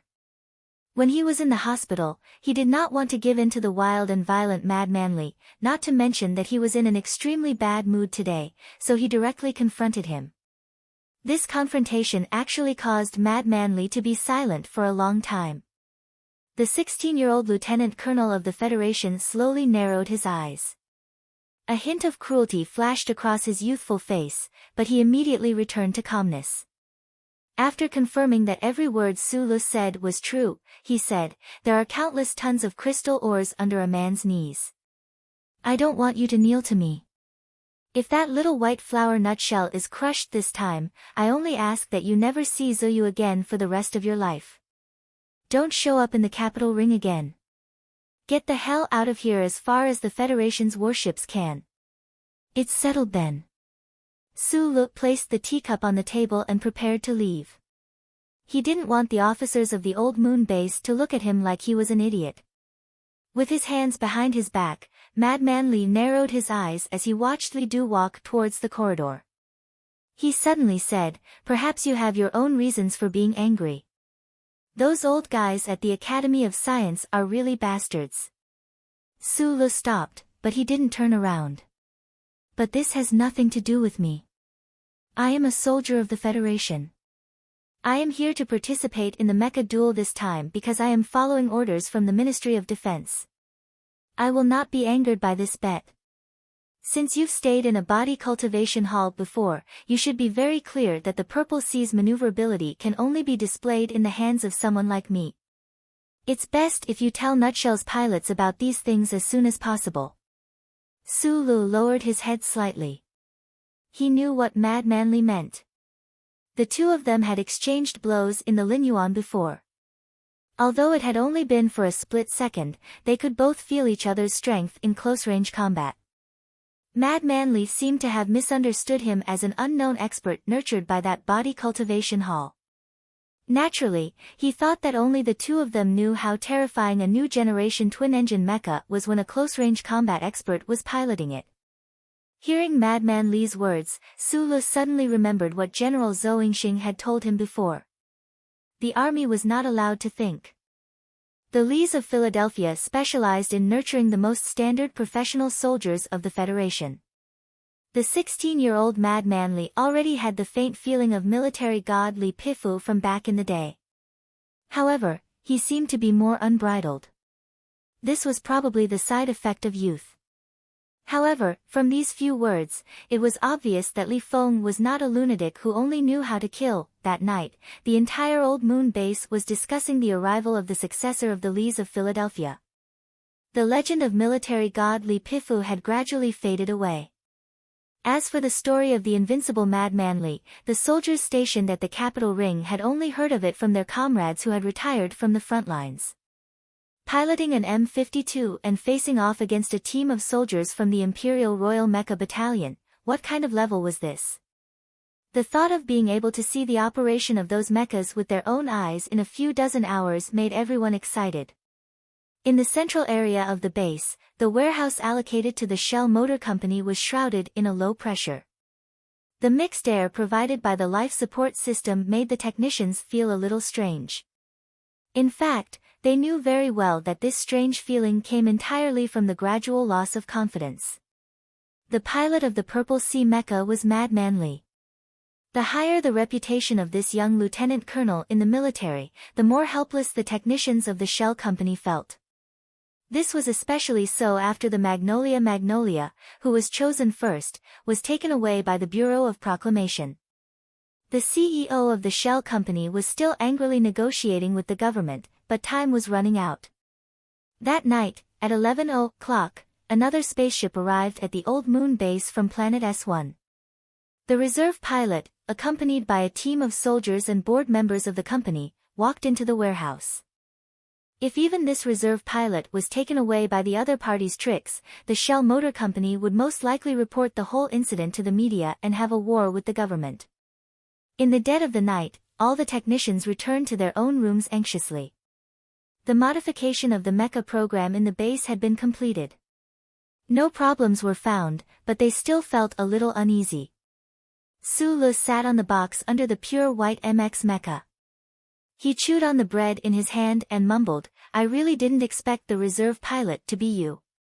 Zhou Yu slowly chewed on the bread and smiled. "Who else can you find at the last minute?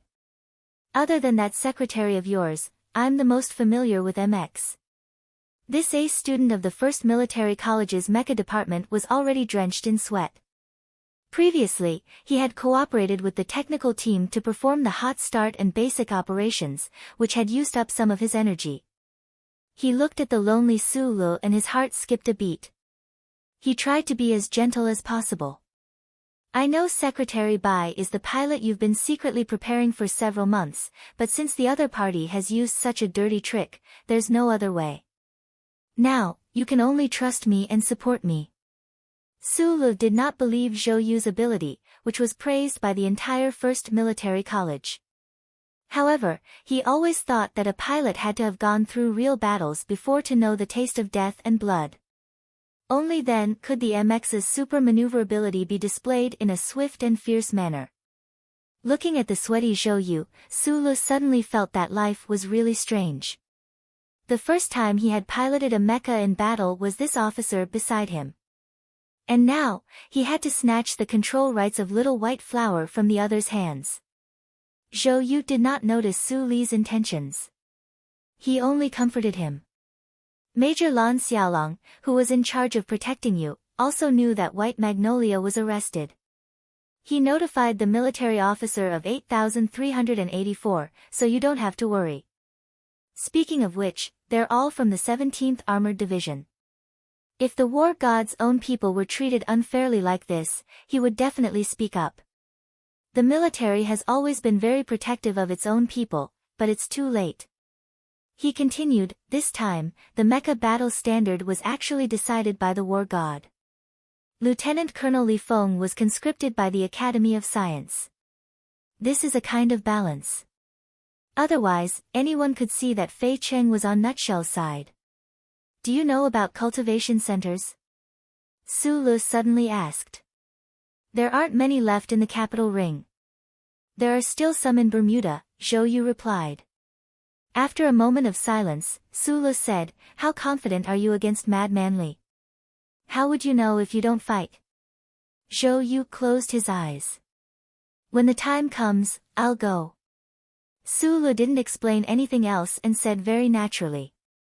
Zhou Yu stared at him in shock.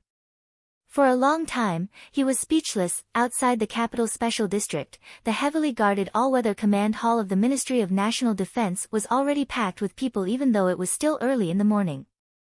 The 3 large holographic screens in front of the hall were performing signal synchronization. Below them, countless workstations were busily performing calculations.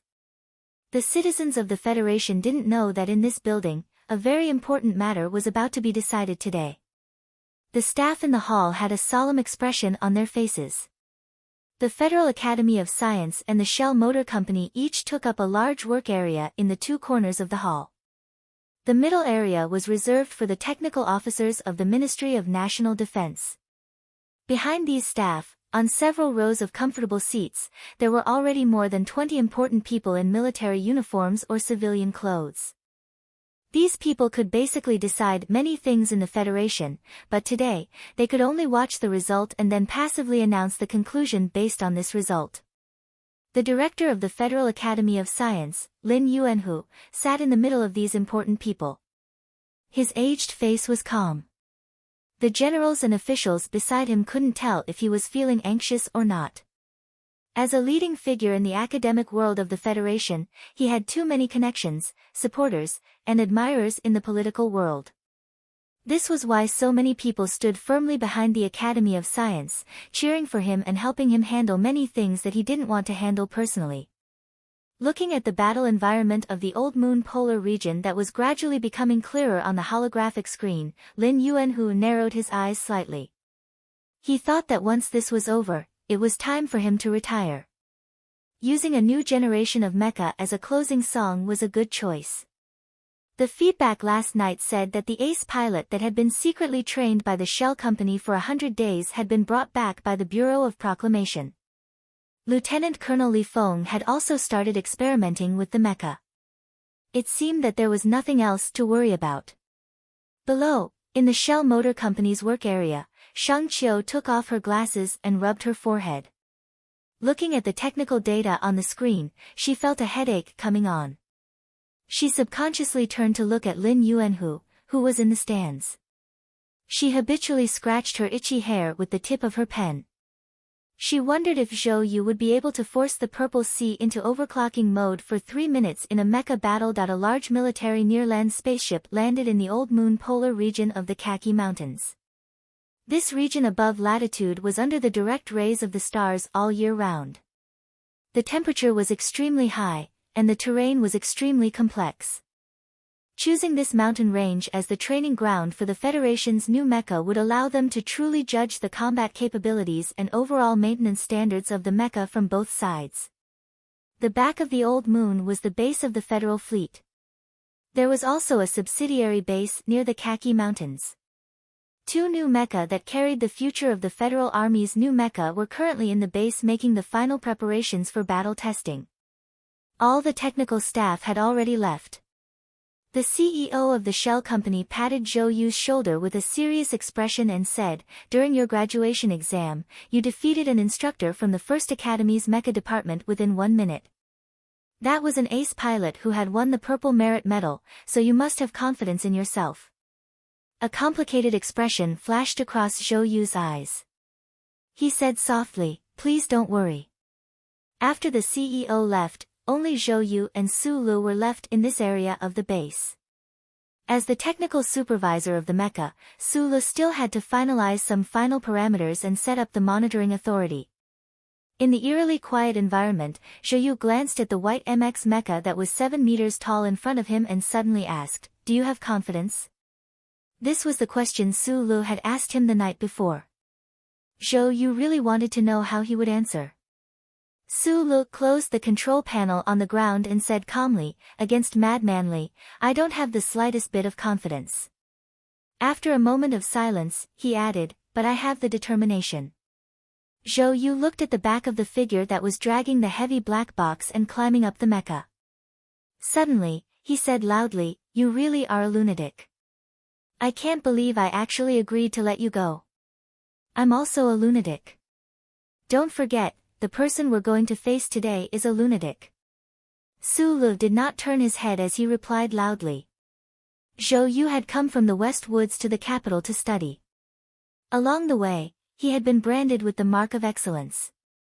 Thus, he had become increasingly steady and gentle, never making a single mistake. Until the night before, when he had heard Su Li's request, he had discovered that he could occasionally go a little crazy. Watching Su Lu crawl into the cockpit, he suddenly felt that this kind of craziness might be exchanged for a very good result. After all, this fellow's talent in the field of mecha was indeed very frightening. Closing the cockpit door and opening the black box, he took out the simulation system and installed it. Then, he connected the cable to the MX Mecha's standard interface. This was originally a data channel that Shang Qiu had reserved for him at his suggestion during the final design phase. The warm-up of the mecha had long been completed. Su Lu quietly looked at the feedback of the mecha's data from his helmet. Feeling the slight numbness on his skin, he gently pressed down on the red button. According to the privacy regulations of the first charter, a pilot's personal operation data could be kept confidential. For the ace pilots of the military, those skills that were exclusive to them were things that they had exchanged for with their lives.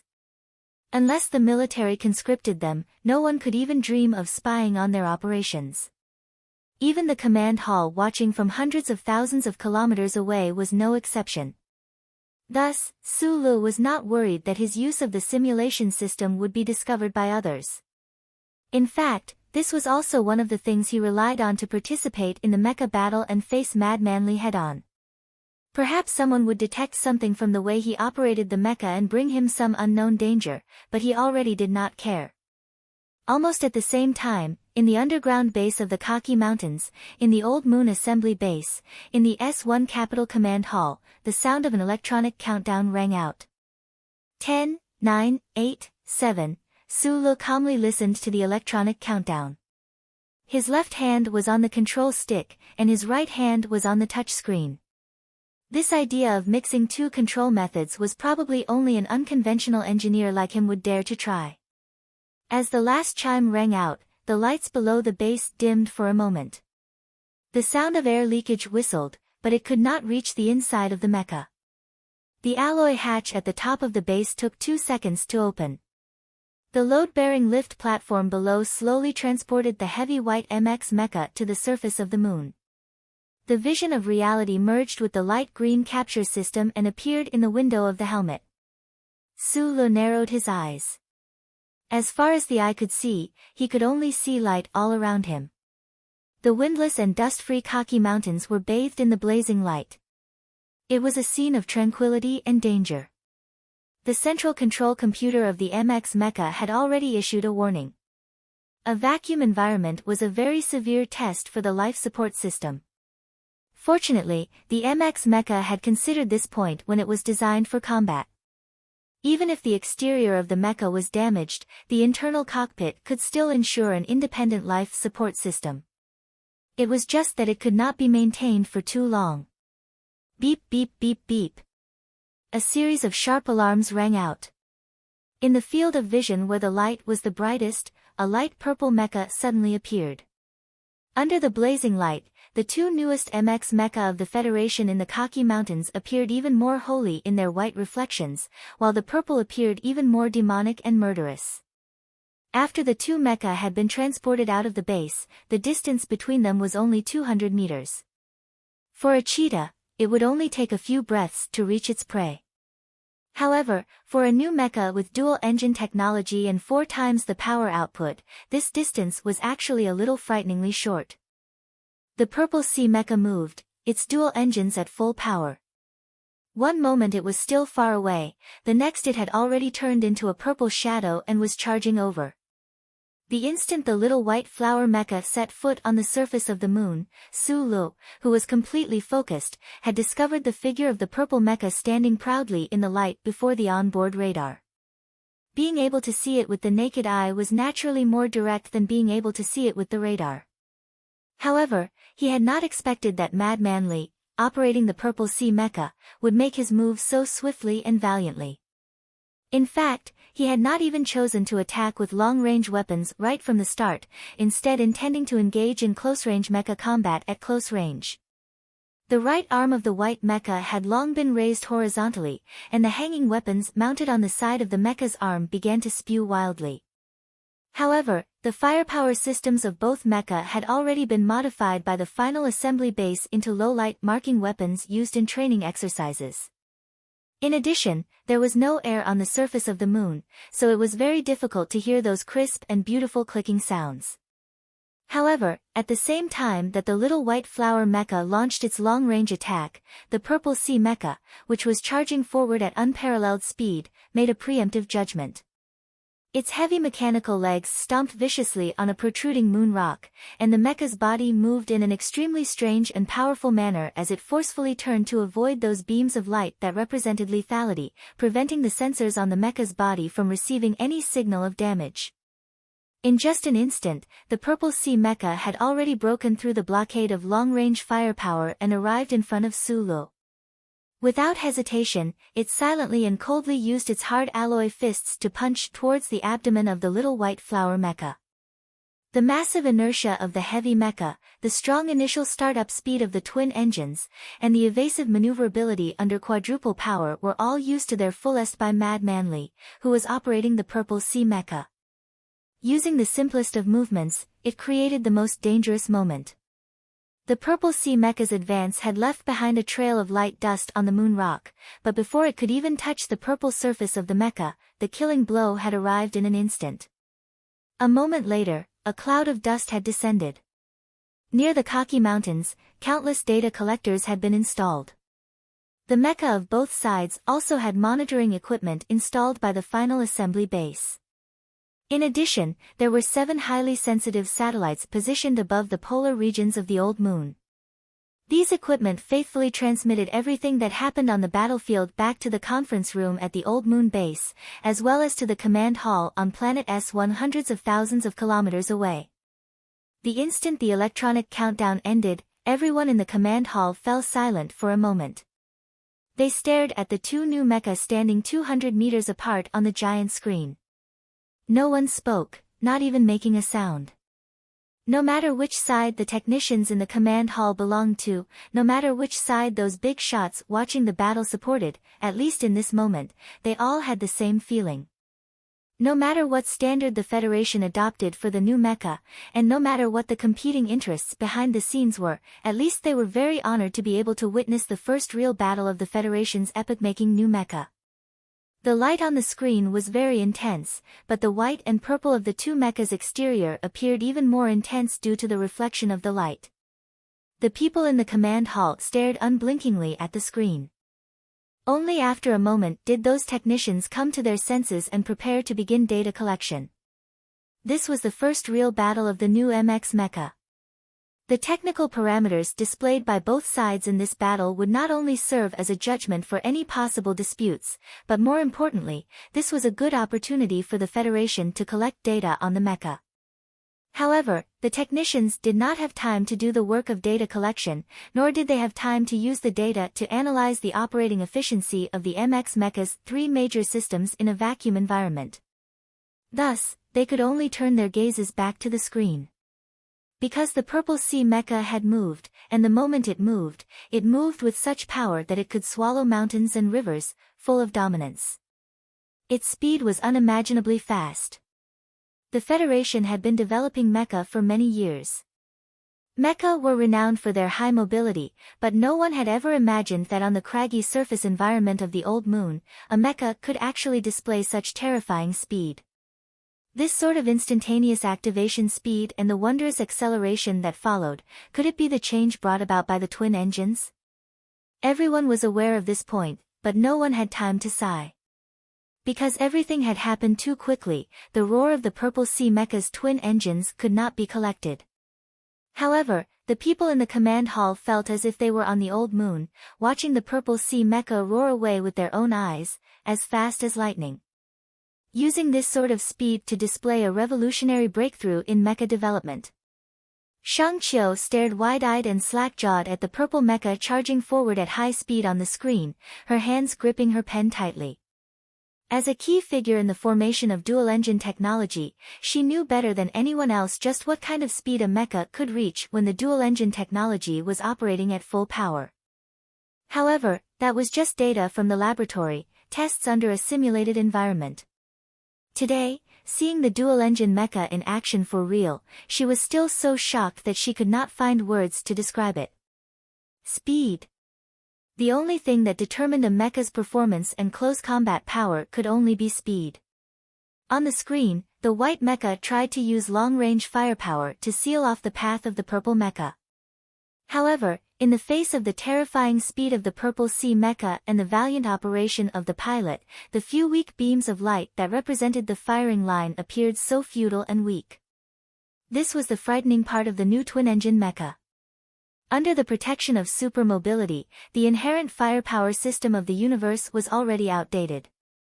If the firing speed of mechanical weapons and the tracking speed of standard missiles could no longer match the instantaneous evasive speed of the mecha, then how could they injure or destroy it? The high-speed movement of the purple sea mecha on the holographic screen, leaving behind only an afterimage, made clear to everyone in the Old Moon Base's conference room and command hall a fact. In future battles, unless it was a concentrated firepower or a precise beam attack from a battleship, the MX mecha would be a super weapon that would be very difficult to surround or defeat. The instinctive excitement of an engineer flashed through Shang Qiu's mind. She stared blankly at the screen. Her fingers had not yet finished exerting force when she saw the purple sea mecha charging in front of Little White Flower. She was very worried whether the Nutshell MX mecha would be defeated by this attack. But what shocked her even more was that the pilot controlling the Purple Sea had only used 2 days and 2 nights to master the control system of the twin-engine mecha to such perfection.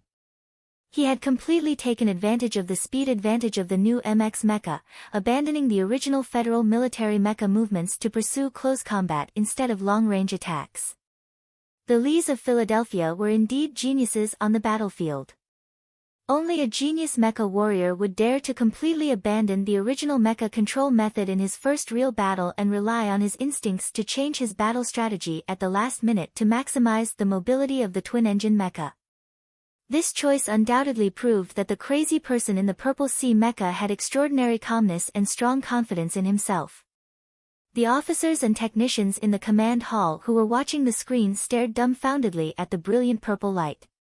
Looking at the speed of the mecha that the Federation had never produced before, they did not have time to react. They did not have time to analyze any data before they subconsciously made a judgment.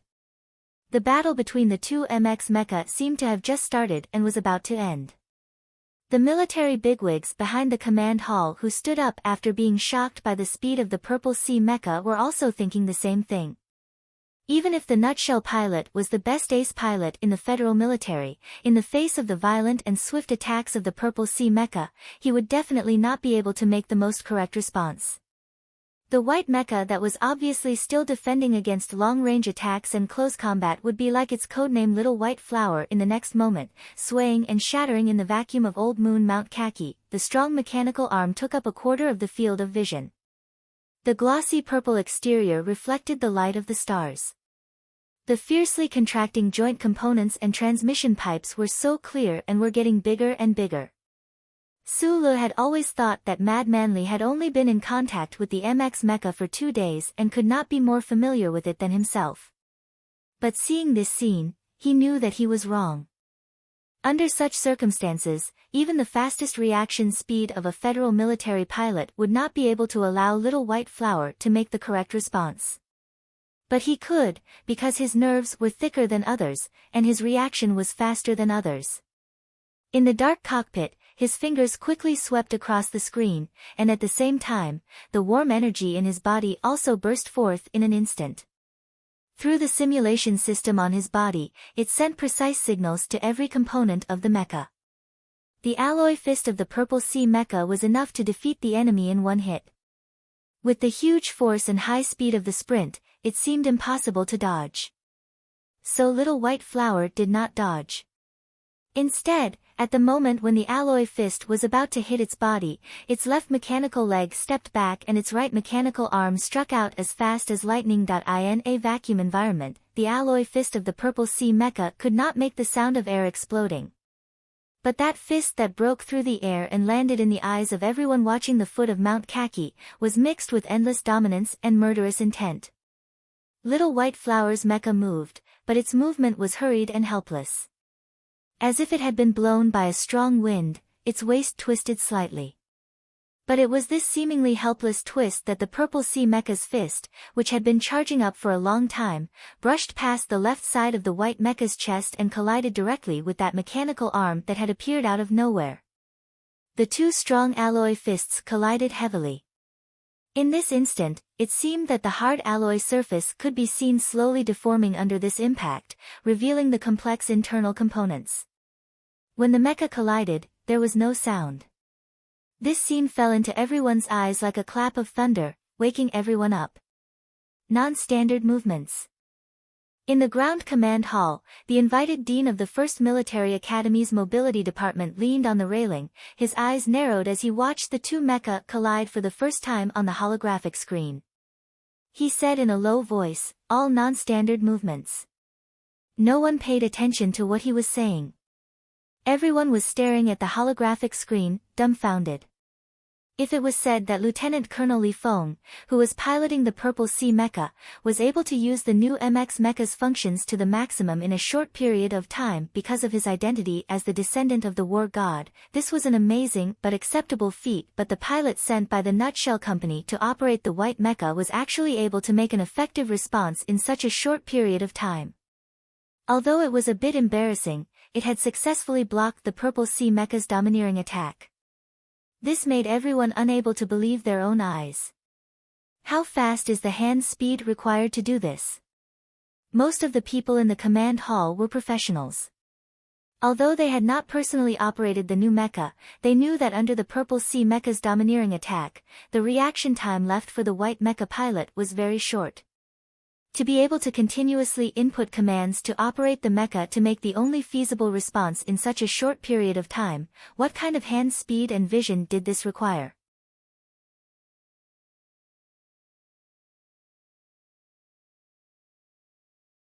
Chapter 250. When the Federal military operated the M-series mecha, they had always strictly adhered to military mecha operating regulations.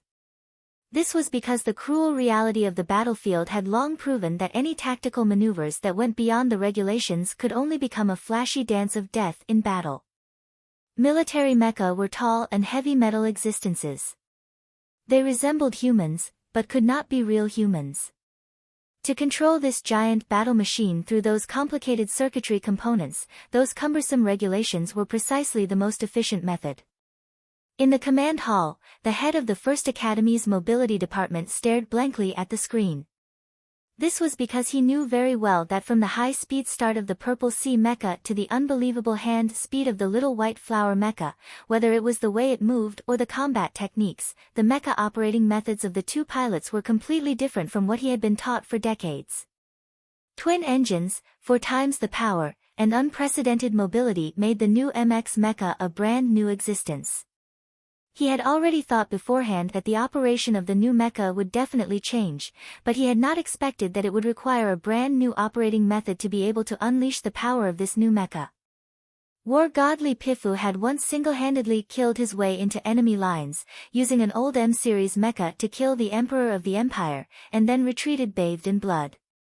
In fact, many people in the military knew that the war god's mecha operating methods were definitely different from those of the so-called ace pilots. However, this method could not be learned, and it could not be used on the old M-series mecha. Until today, when the new mecha battled, a brand new world appeared before everyone's eyes. The people in the command hall vaguely caught something, but it was not clear enough. Only the head of the mobility department had thought of this point first. From now on, the federal military would have to train a new batch of pilots. A revolutionary mecha would require revolutionary operating methods. The fact that the white mecha from Nutshell Company had actually survived a fierce attack from the Purple Sea mecha shocked everyone in the command hall. Everyone felt a trace of admiration for the pilot in the white mecha. Shang Qiu looked at the white mecha on the screen in confusion. Suddenly, she felt that this incomparably familiar MX mecha had actually become somewhat unfamiliar. She knew that it should be Zhou Yu inside the mecha, but the problem was that she had worked with Zhou Yu for a long time. She knew very well that this gentle and elegant man's mecha operating style was definitely not this silent. Yes, silent was used to describe his style. It meant that he was so calm that he did not care about anything. At the foot of Old Moon Khaki mountain range, there was a cloud of dust. Two MX mecha were fighting at high speed. The speed of the mecha was so fast that it was hard to see clearly in the cloud of dust. In the vacuum environment, it was quiet, and there were no sounds of collisions. Only the occasional sparks and tremors of the earth could be heard. The three fingers on Su Li's left hand quickly pressed on the accelerator button, feeling the intense vibrations of the mecha. His eyes narrowed as he stared at the screen in his helmet, continuously controlling the mecha through the touchscreen input and simulation system, dodging wave after wave of attacks from the Purple Sea, each stronger than the last. Only after direct contact did he realize how terrifying the Purple Sea mecha that Mad Manly was piloting was. The mobility of the new dual-engine mecha had been pushed to the limit by that person. From the moment they met, the other had not given him any chance to catch his breath. His alloy fists were laced with a heroic aura, smashing through every weak spot of his mecha from tricky paths.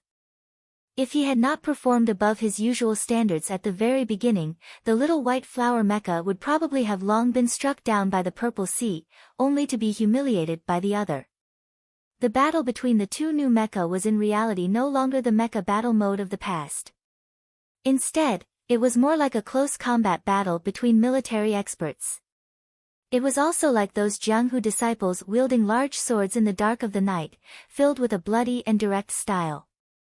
The problem was that the Purple Sea piloted by Mad Manly was perfectly displaying the speed of the new mecha. Using standard and perfect tactical movements, he made absolutely non-standard continuous attacks, striking out with the force of a great river, surging without rest, clean and efficient, open and closed, incomparably heroic, its domineering aura filled with a crazed air. Faced with such a terrifying purple mecha, the white mecha at the foot of the mountain was completely at a disadvantage after luckily escaping the first wave of attacks. There was no room for retaliation at all.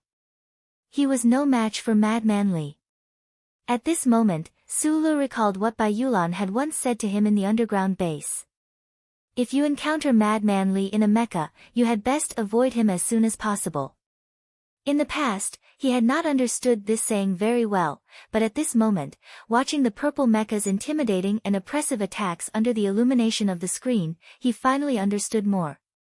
This 16-year-old lieutenant colonel of the Federation seemed to be a person born for mecha combat, and the new dual-engine mecha seemed to be a combat tool designed for people like him.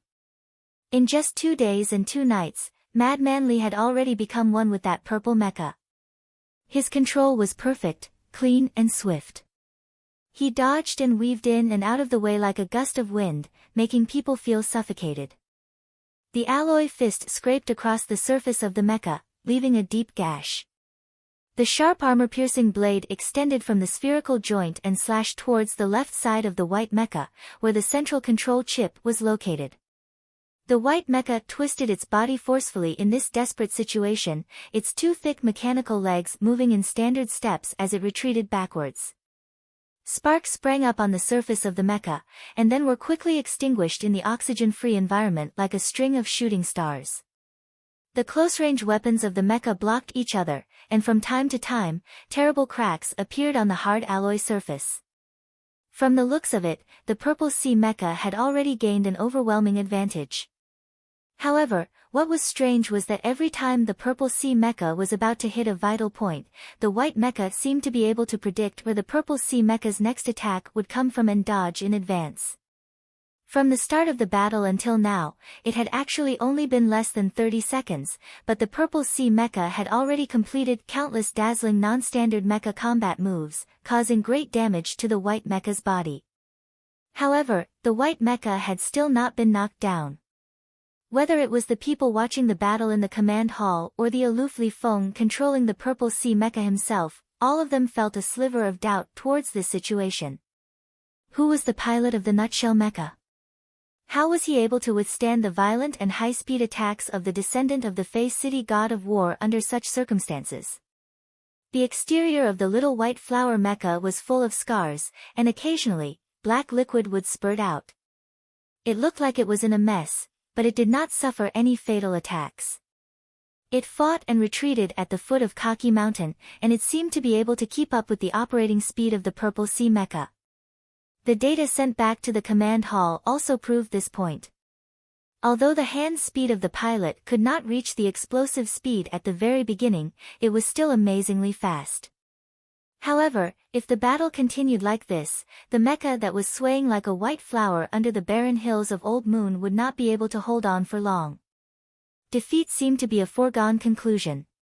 The people in the Old Moon base and the command hall could not hear anything, but they could see these shocking scenes.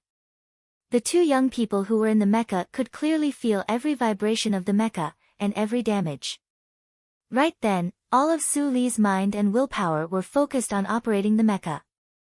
The scorching lines on his body raced at high speed, helping him to push the white mecha's speed to the maximum through the simulation system. Only then could he fully utilize the full power of the little white flower's twin engines. Even so, facing the wild attacks of the Purple Sea Mecha, he still felt as if there was a huge wave crashing towards him, as if it could drown him at any time. He did not know what level of hand speed the simulation system he was using was equivalent to among the Federation pilots. He also did not know that the white mecha he was controlling was not a standard action. He could only follow his own instincts to capture the traces of the Purple Sea Mecha's violent and frightening attacks, controlling the white mecha to follow the 10 stances he was most familiar with. In Section H1 of Li Hua University's library, he had conducted many Level 6 mecha training exercises alone. Later on, he had also followed by Yulan to learn the standard federal military tactical movements. But in this moment, in front of Madman Li's mecha, he had forgotten all of this. He had to forget. He could only follow the moves he was most familiar with, turning the little white flower's mecha into his own. Bent elbows, thrust knees, parry horizontally, advance. Heroism against heroism. Plus, for some reason, Sulu felt that the combat moves of the Purple Sea Mecha were somewhat familiar. It was as if he had been born knowing where the opponent would attack from. That was why the white mecha he was controlling was able to hold on bitterly under the opponent's violent attacks. In this instant, he suddenly understood that if it had been anyone else, such as Bai Yulan or Zhou Yu, they would probably not have been able to cope under the terrifying attacks of Madman Li and the dual-engine mecha combined into one. That Purple Sea Mecha gave people the feeling that it was undefeatable. But Su Lu remained calm. He steadily and quickly entered the commands, adjusting the signals emitted by his body so that every move of the little white flower's mecha would become more accurate and powerful. Uncle Feng Yu admired Su Li's calmness the most. This admiration was even greater than his admiration for Su Li's mechanical engineering talent. This young man, Su Lu, seemed to have been born with a rock. No matter what kind of difficult situation he was in, he would always maintain a clear train of thought. The twin engines of the Purple Sea Mecha provided great power. Under the Kaki Mountains, the mecha twisted its body abruptly and avoided the little white flower's block. In an instant, it had advanced behind little white flower and smashed its alloy fists towards the defenseless head of the mecha. The head of the mecha was equipped with sophisticated information acquisition equipment, a fire control radar, and a balancing device. If it was subjected to such a violent attack, the moment these equipment failed, the outcome of the battle was obvious. The Purple Sea Mecha's twist and step had been so clean and efficient that there had been no sloppiness. Moreover, it had completely controlled the reaction of the white mecha at that moment. In terms of timing, the battle-hardened Madman Li in the cockpit of the Purple Sea was clearly of the highest standard in the Federal Army. The situation had reached its most critical moment. This is the moment. At the same time that the onboard computer gave the location warning signal, or even a few tenths of a second earlier, Sulu had already made his move. The white mecha's block action had not been completed. 3 power units were simultaneously output, and the joint engine of the left mechanical leg was forcibly shut down. The hydraulic system completed a cold compression in an instant, and because of this extremely complex action, the entire mecha lurched to the left. The purple sea mecha's fist brushed past the white mecha's head and smashed heavily into the left shoulder of the white mecha. The white mecha's shoulder armor instantly tilted up and splashed. The tremendous force of the impact caused the white mecha to fall to the left. But it did not fall. This was because the left arm of the white mech had already reacted in advance, supporting the heavily weathered surface of the moon. Using this tremendous force, the huge body of the white mech began to spin in the air. The heavy mechanical leg drew an arc in the air, then bounced back with incomparable speed, violently smashing into the head of the purple sea mech. This was the first time since the start of the battle that Little White Flower had truly struck the vital point of the purple sea mecha. In the command hall, the head of the maneuver department of No. 1 Hospital had just sat down with a complicated expression when he saw this scene on the huge holographic screen. He stood up abruptly and stared in disbelief at the action of Little White Flower's mecha on the holographic screen. Mechanical arm propped up on the ground, mechanical leg rebounded and struck directly at the vital point of the opponent's mecha. Was this something that a mecha could do? This was more like the close combat techniques of the strong people in the body cultivation halls. The pilots of the federal military might have done this kind of action on a normal day, but in a real mecha battle, which mecha would dare to do this kind of action in an extremely short period of time? Only the superpower of the twin engines could ensure that a heavy mecha could carry out such a nimble attack. The head of the department stared in shock at the white mecha's sharp attack in mid-air on the holographic screen.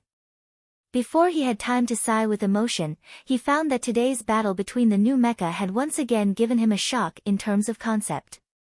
At the same time that Little White Flower's flying kick struck the purple sea's head, the purple sea mecha's twin engines activated at full speed and actually reacted at the same time.